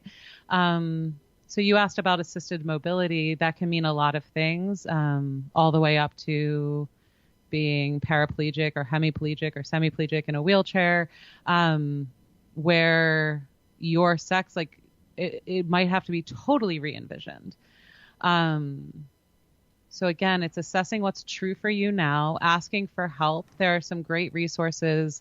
There's a sex educator named Elle Chase, and she wrote a book about sex positions specifically for fat people and people of size. But what that enabled her to really look at is, how do sex positions get adapted? How do we move out of bed onto different pieces of furniture to allow all of our different bodies of all different sizes and abilities to fit together? So bed is not necessarily the best place for sex for a lot of us. If you can sit in a chair or on a stool and your partner is able to straddle you and ride you, that might be your new favorite position, because your body gets to relax. Your lower lumbar that needs support has your extra pillow. You feel supported, and now you get, your queen on top of you riding you. But again, that requires her to feel comfortable doing that. And we can take it, and there's all sorts of assistive devices. Like if your penis isn't getting as hard as you want it to be, there are toys for that. If penetration is harder than it used to be, there are lubes for that. There are some great cannabis lubes that are incredible tools for pelvic pain and endometriosis or recovering pain after pelvic surgery. Cannabis is a really great sexual tool to manage pelvic pain. That would be a great whole episode. So I think it's so much, again, about what is possible for you. So if thrusting in bed is not, is sitting. If that's not, is standing. If that's not, like, what is lying flat on your back. And right, so what positions are you able to do, and then how do you adapt that? And a book like Elle Chase's will give you all of these pictures, so you have possibilities. And they're more useful than like those Kama Sutra charts that are made for college dorm rooms, right? Yeah. Those are all like 101 positions for the athletes and the Cirque du Soleil people. What are the positions for real bodies with real limitations? I think it's important to point out too that, certainly it's actually kind of difficult to de-eroticize like toys and dildos and things like that. But a lot of the supports and pillows and wedges and some of the other things that we've talked about, they don't have to seem medicinal. And I want to go two ways with that. Number one, I liked what you said earlier about claiming a device. And, there's a lot of similarities between a sex swing and some of those types of traction I've seen for injured people to get in and out of bed. Like, I can see some dual use there. And if you recontextualize it, suddenly like there are new options, but also, there are a lot of reasons why some of these, wedges and pillows were developed to begin with. It doesn't have to be we can't have sex the scripted way, so we have to have this second, slightly lesser than sex using these pillows so that we can manage. In my experience, experimenting with some of that stuff, I'm like, this is everything I liked about the scripted kinds of sex, but now everything's all way more convenient and nicer. This could actually be an upgrade versus I'm sent back to the junior league. Totally. And a goal here can be making your sex life even better than before, because you're more awake to it. You're choosing it more actively. And the pleasure that is available to you is not in any proportion to how young or able your body is. I really want people to hear that. Like, what is accessible to you is so much about your attitudes, what you bring to it, and your internal sense of freedom. The degree to which we are all mired under the shame of our sex culture really cannot be emphasized enough. And it takes a certain momentum to break through that and then see that, sometimes it's like the storm clouds open and there's this whole possibility on the other side. And there's this whole community where eroticism is celebrated and safe and revered. and just more is possible for you. And you might actually find new things that you like along the way, because if you're being pushed off script, that means that you are now exploring. And when you explore, you often find unexpected things. And, listening to, the show that we have produced, my kinks are, emotional vulnerability, telling each other your secrets, and win-win, right? For me, that is super sexualized. And this whole entire show, these instructions for two people coming together and sharing their hopes and their fears and their things they haven't told anybody else, that's hot for me, right? And so I want to suggest to other people that even though that sharing may seem like some emotional work and might seem a little awkward or might seem scary to you before you do it, you may actually feel like it's so liberating that you can actually have a more fulfilling sex than you've ever had in your life. Just don't think of it. You don't have to think of all of this as medical. No. Yeah. I mean, your medical stuff will have to be managed. And then the rest of it is play, toys, curious exploration. The word curiosity comes up a lot with us because some of this can feel really charged. And the spirit of curiosity allows us to just take baby steps in and ask, what if?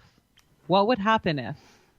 What would happen if I, tuck my colostomy bag to the side, put a nice pillow over it, and then let myself experience oral sex, right? You might find that that experience of oral sex is totally available to you. Your partner's completely used to your colostomy bag by now, doesn't even notice it. And it's a game changer. And we can weep with that relief sometimes. Sometimes we have a breakthrough moment or a moment where we do something we're ashamed of and we do it anyway. And we realize what we've been holding back, and we can weep with relief and gratitude at what we have given ourselves permission to explore. And the baby steps are so important here, right? Especially if you've already been, tenderized by illness and all of the other kind of survival issues that come with this. Again, that zone of safety. Where can you establish that zone of connection where you feel like relaxed, ready to explore with curiosity and just ease into it?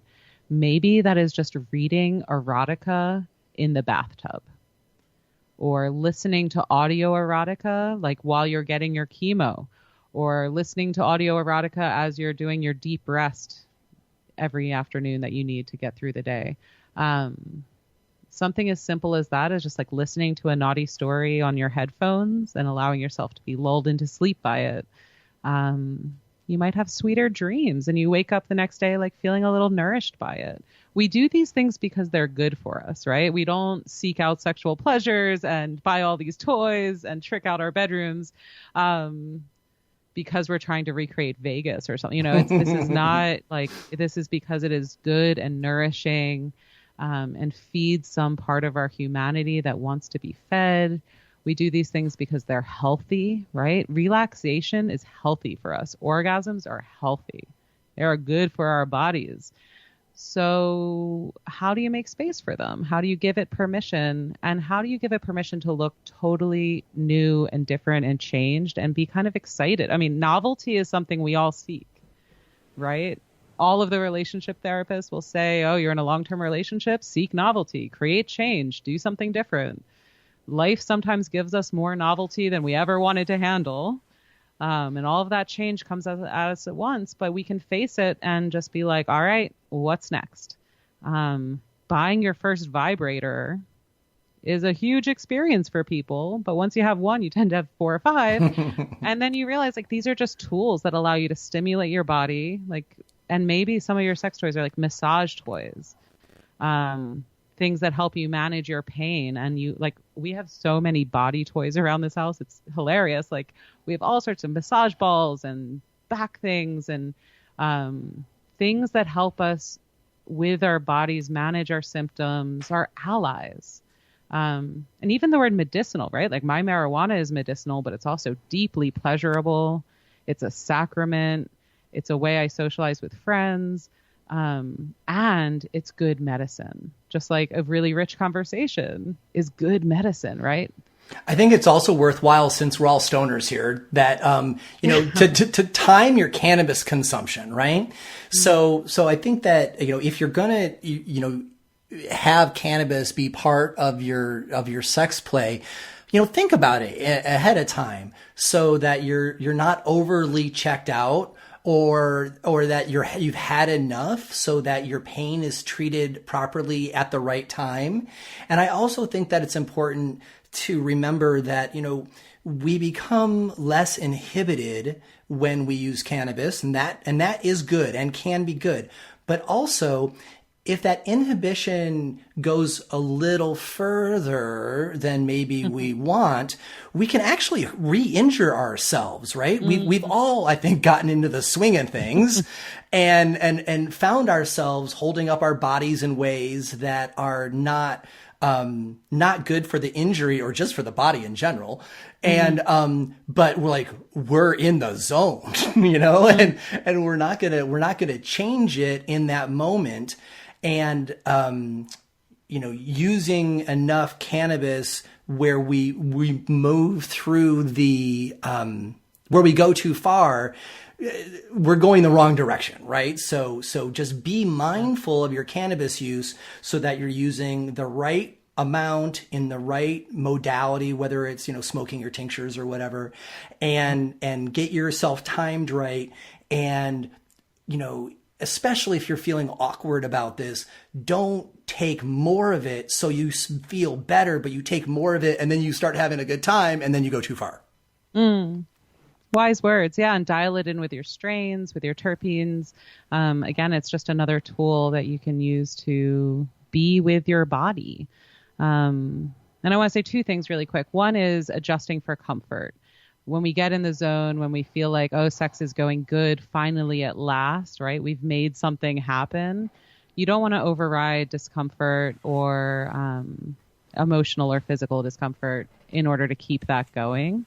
There are no martyrs in pleasure.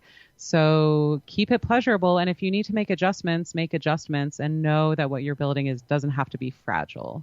And again, that's the culture of pleasure you create in your relationship, where you both have permission to change and adjust and make requests and say, oh, my feet are cold, grab a blanket, or, oh my God, I have to get off my ankles, or my hip just gave out. And that's not like, oh, you poor, weak, pathetic thing. It's, oh my gosh, let's find a position that works now. We want to keep this pleasurable thing going. So let's make it more pleasurable. What could make this even better is one of my favorite questions to ask all the time, is what could make this even better? Because it acknowledges we have a good, beautiful, mutual, pleasurable thing going. What's next? What could make this even better? Let's optimize our time together, right? Like sex and play and touch, these are all beautiful times we get to share.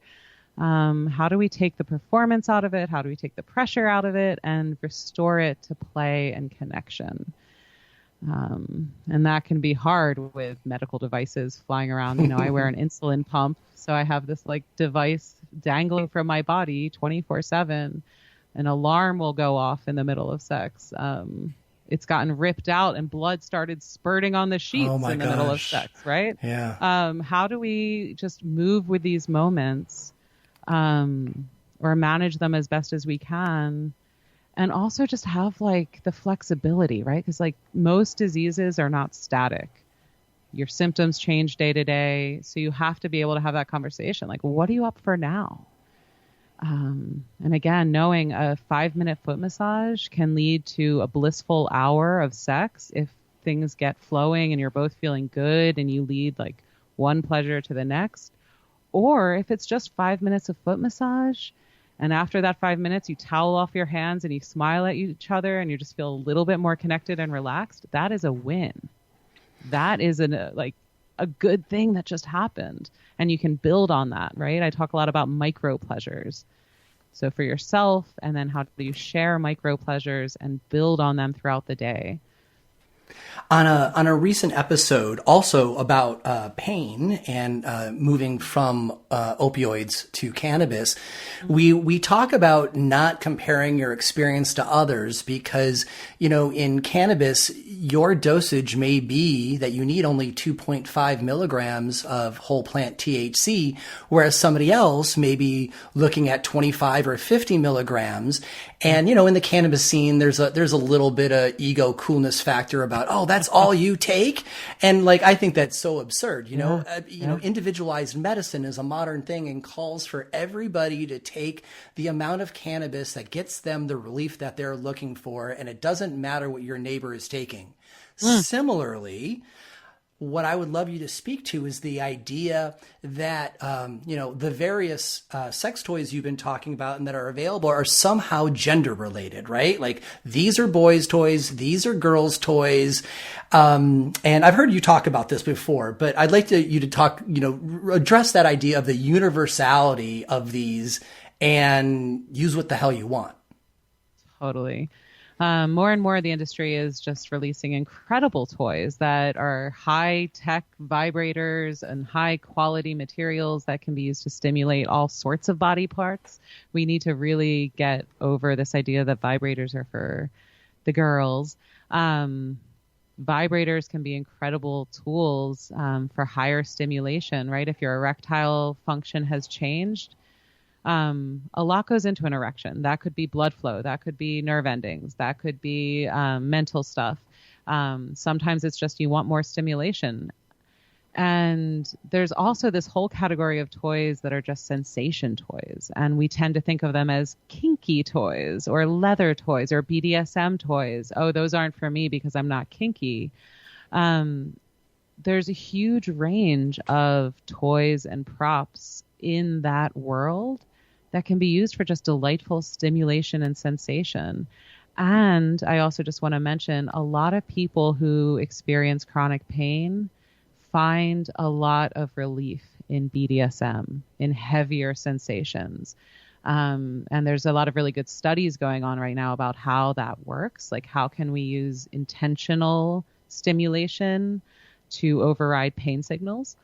And so again, give yourself permission, right? Like if some part of you is intrigued by a spanking, read a story about it, see how your body responds, spank yourself a little bit during masturbation, see how that impact play affects your arousal, see if it helps your pain, see where it takes your mind, right? A lot of this is experimentation and willingness without the judgment, right? So going back to mindfulness, which is paying attention without judgment. We have so much judgment about shame that limits.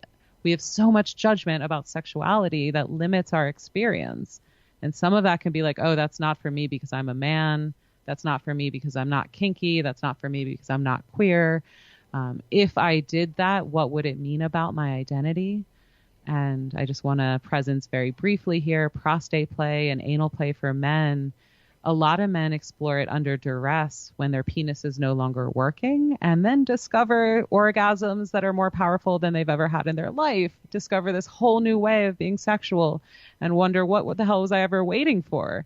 Our bodies are capable of so much more than we can imagine if we explore them with curiosity and joy and without the shame and misinformation that limits our experience of it. Do you even know your own genitals, right? Like we've had this whole conversation about sex. Most of us aren't even in a aware relationship with our erotic anatomy, with our parts, how they function, how they fit together. We haven't looked at them very well. So some of this is just like know thyself and know where sexuality can fit in the rest of your life, and then give yourself permission to explore it little bits at a time with curiosity, and get support, right? Don't do this alone. Listen to podcasts, read books, talk to your friends. People are starving for this conversation. So you'll find that as you have the courage to speak up about sex, there's a lot of people really ready to talk about it. I think it's also worth pointing out that both shopping alone online for all sorts of sex fun toys and with a partner itself is a really fun foreplay. There's like, what the hell does this do? There's giggling about it, and it creates the opportunity to talk about these things kind of like not kind of third person, right? There's two people talking about sex toys, but if it's two people looking at a website, now you're not necessarily talking about what you want. Actually, you were talking about this method earlier, where you're actually talking about the sex toys as a third party thing, not necessarily what you want, but what do you think about this object? And I think that it allows a lot more vulnerability to come out naturally, and you can learn a lot about yourself and your partner. Totally. And, the shopping experience can be a game. You can fill the shopping cart and then send a link and ask your partner to choose one. You can send your partner a gift card to there's sex toys on Amazon. I would really recommend going to a dedicated store because there's a lot of ripoffs and like falsely advertised toys on Amazon. So avoid shopping there. Go to a sex toy store that can give you education. A lot of them have buying guides. They'll walk you through. They've got videos. There's tons of sex toy reviewers. So yeah, you can make that part of your exploration, but also don't get overwhelmed by all the options and go back to the question, what do I want to experience? How do we want to connect? What kind of pleasures are we looking to explore? Because sex toys can also be a really generous declaration, right? Like if you can't touch your partner in the way you used to, if your female partner loves having sex, loves being penetrated, loves being filled up, you're having erection issues, like it is so sexy and confident to buy a toy and then use it with her, go down on her, hold the dildo and fuck her silly.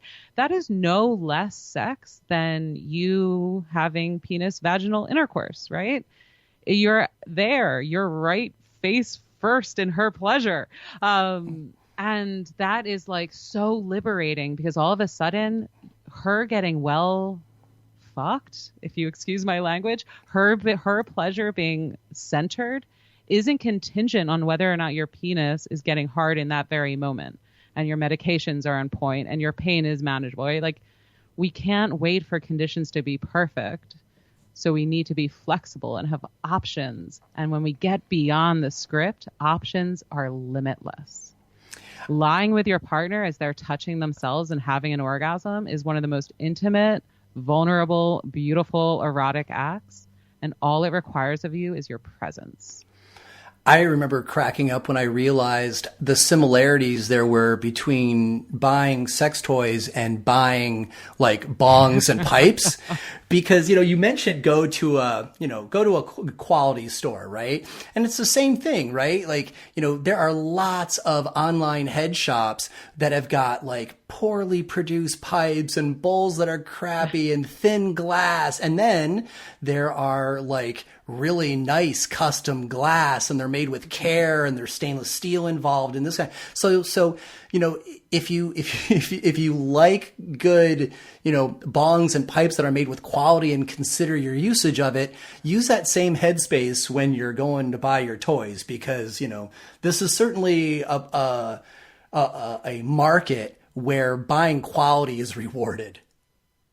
Totally. And you can have your own aesthetic with it, right?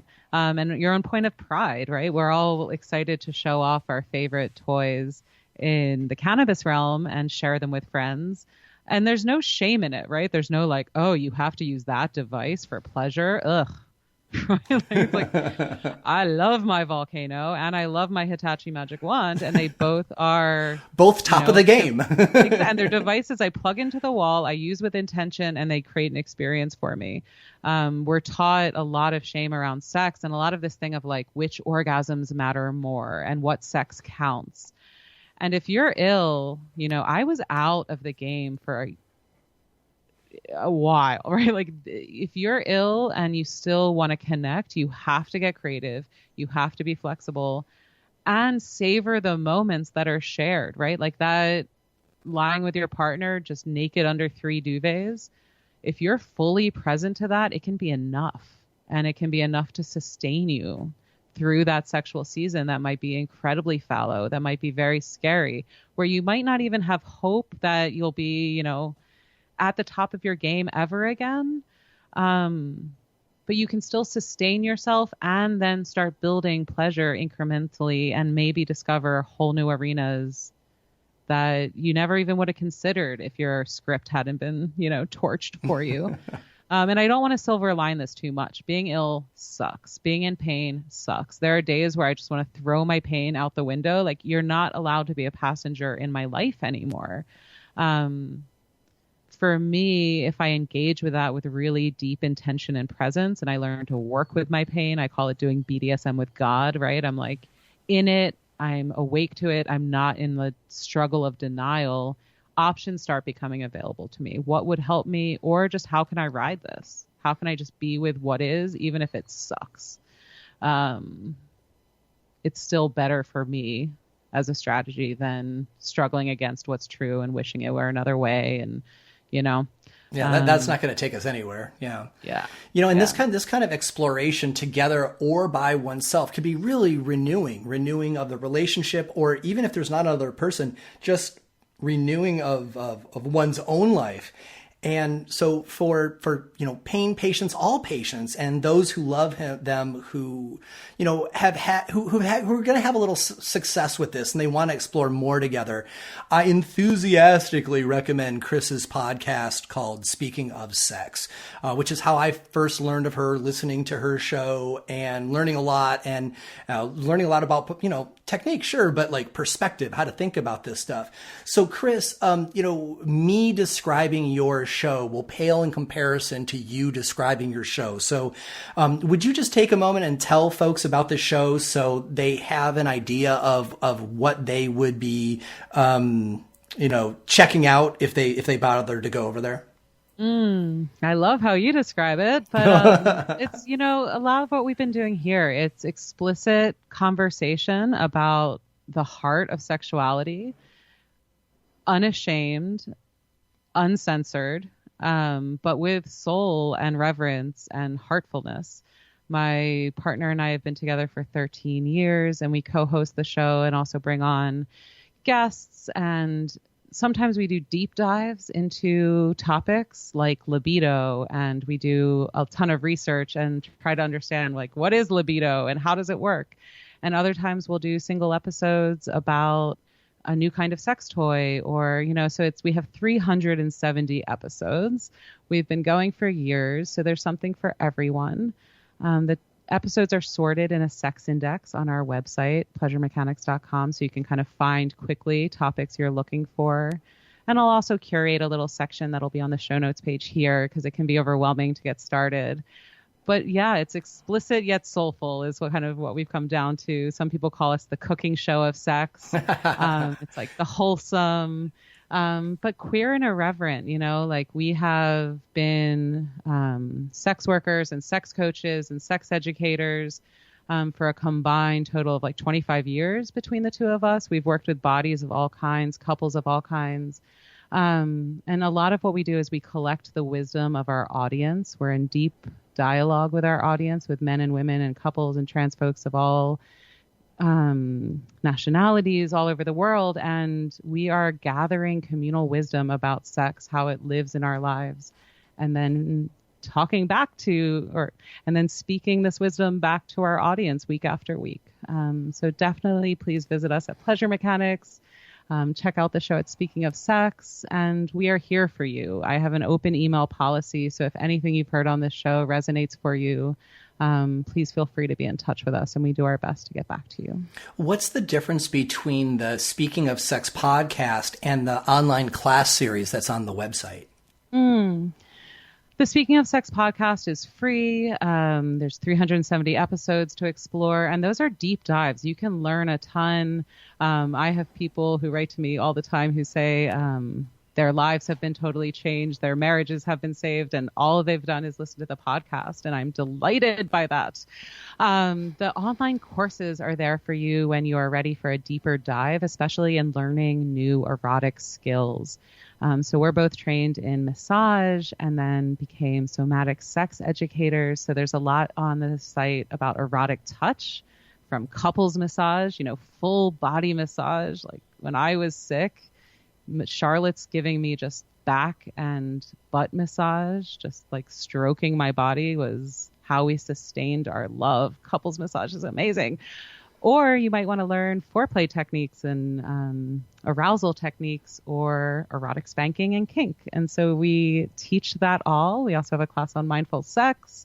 So those are guided deep dives in erotic exploration and techniques. They're all available online, accessible in your own home. And then we are there for you when you have questions and need a little personal coaching.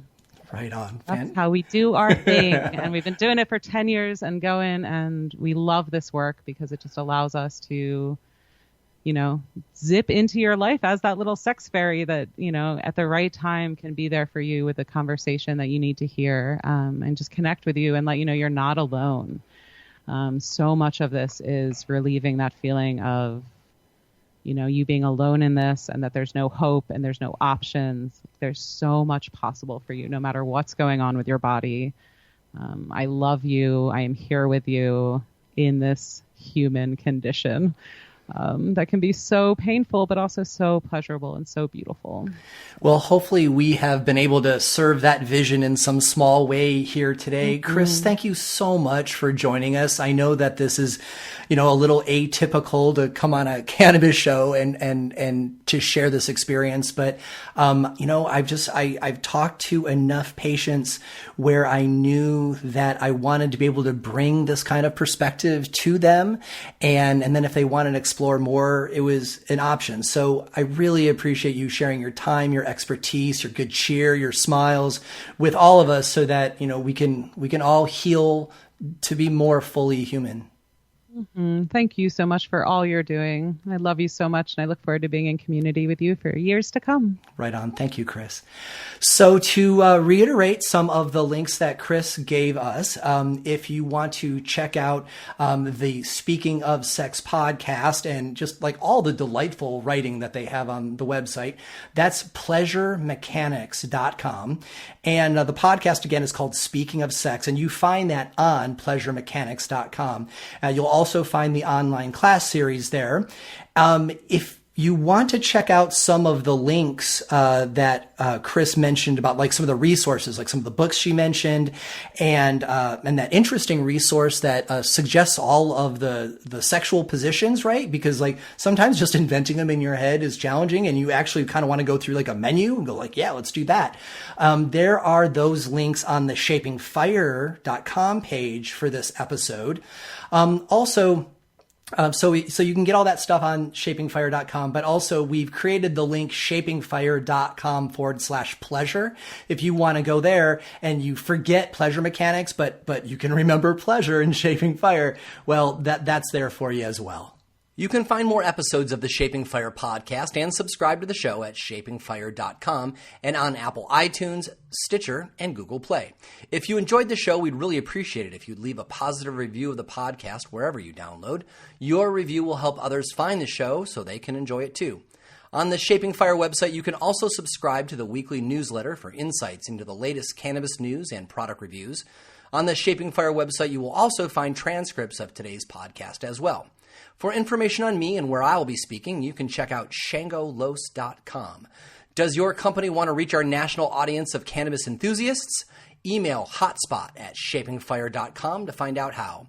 Thanks for listening to Shaping Fire. I've been your host, Shango Los.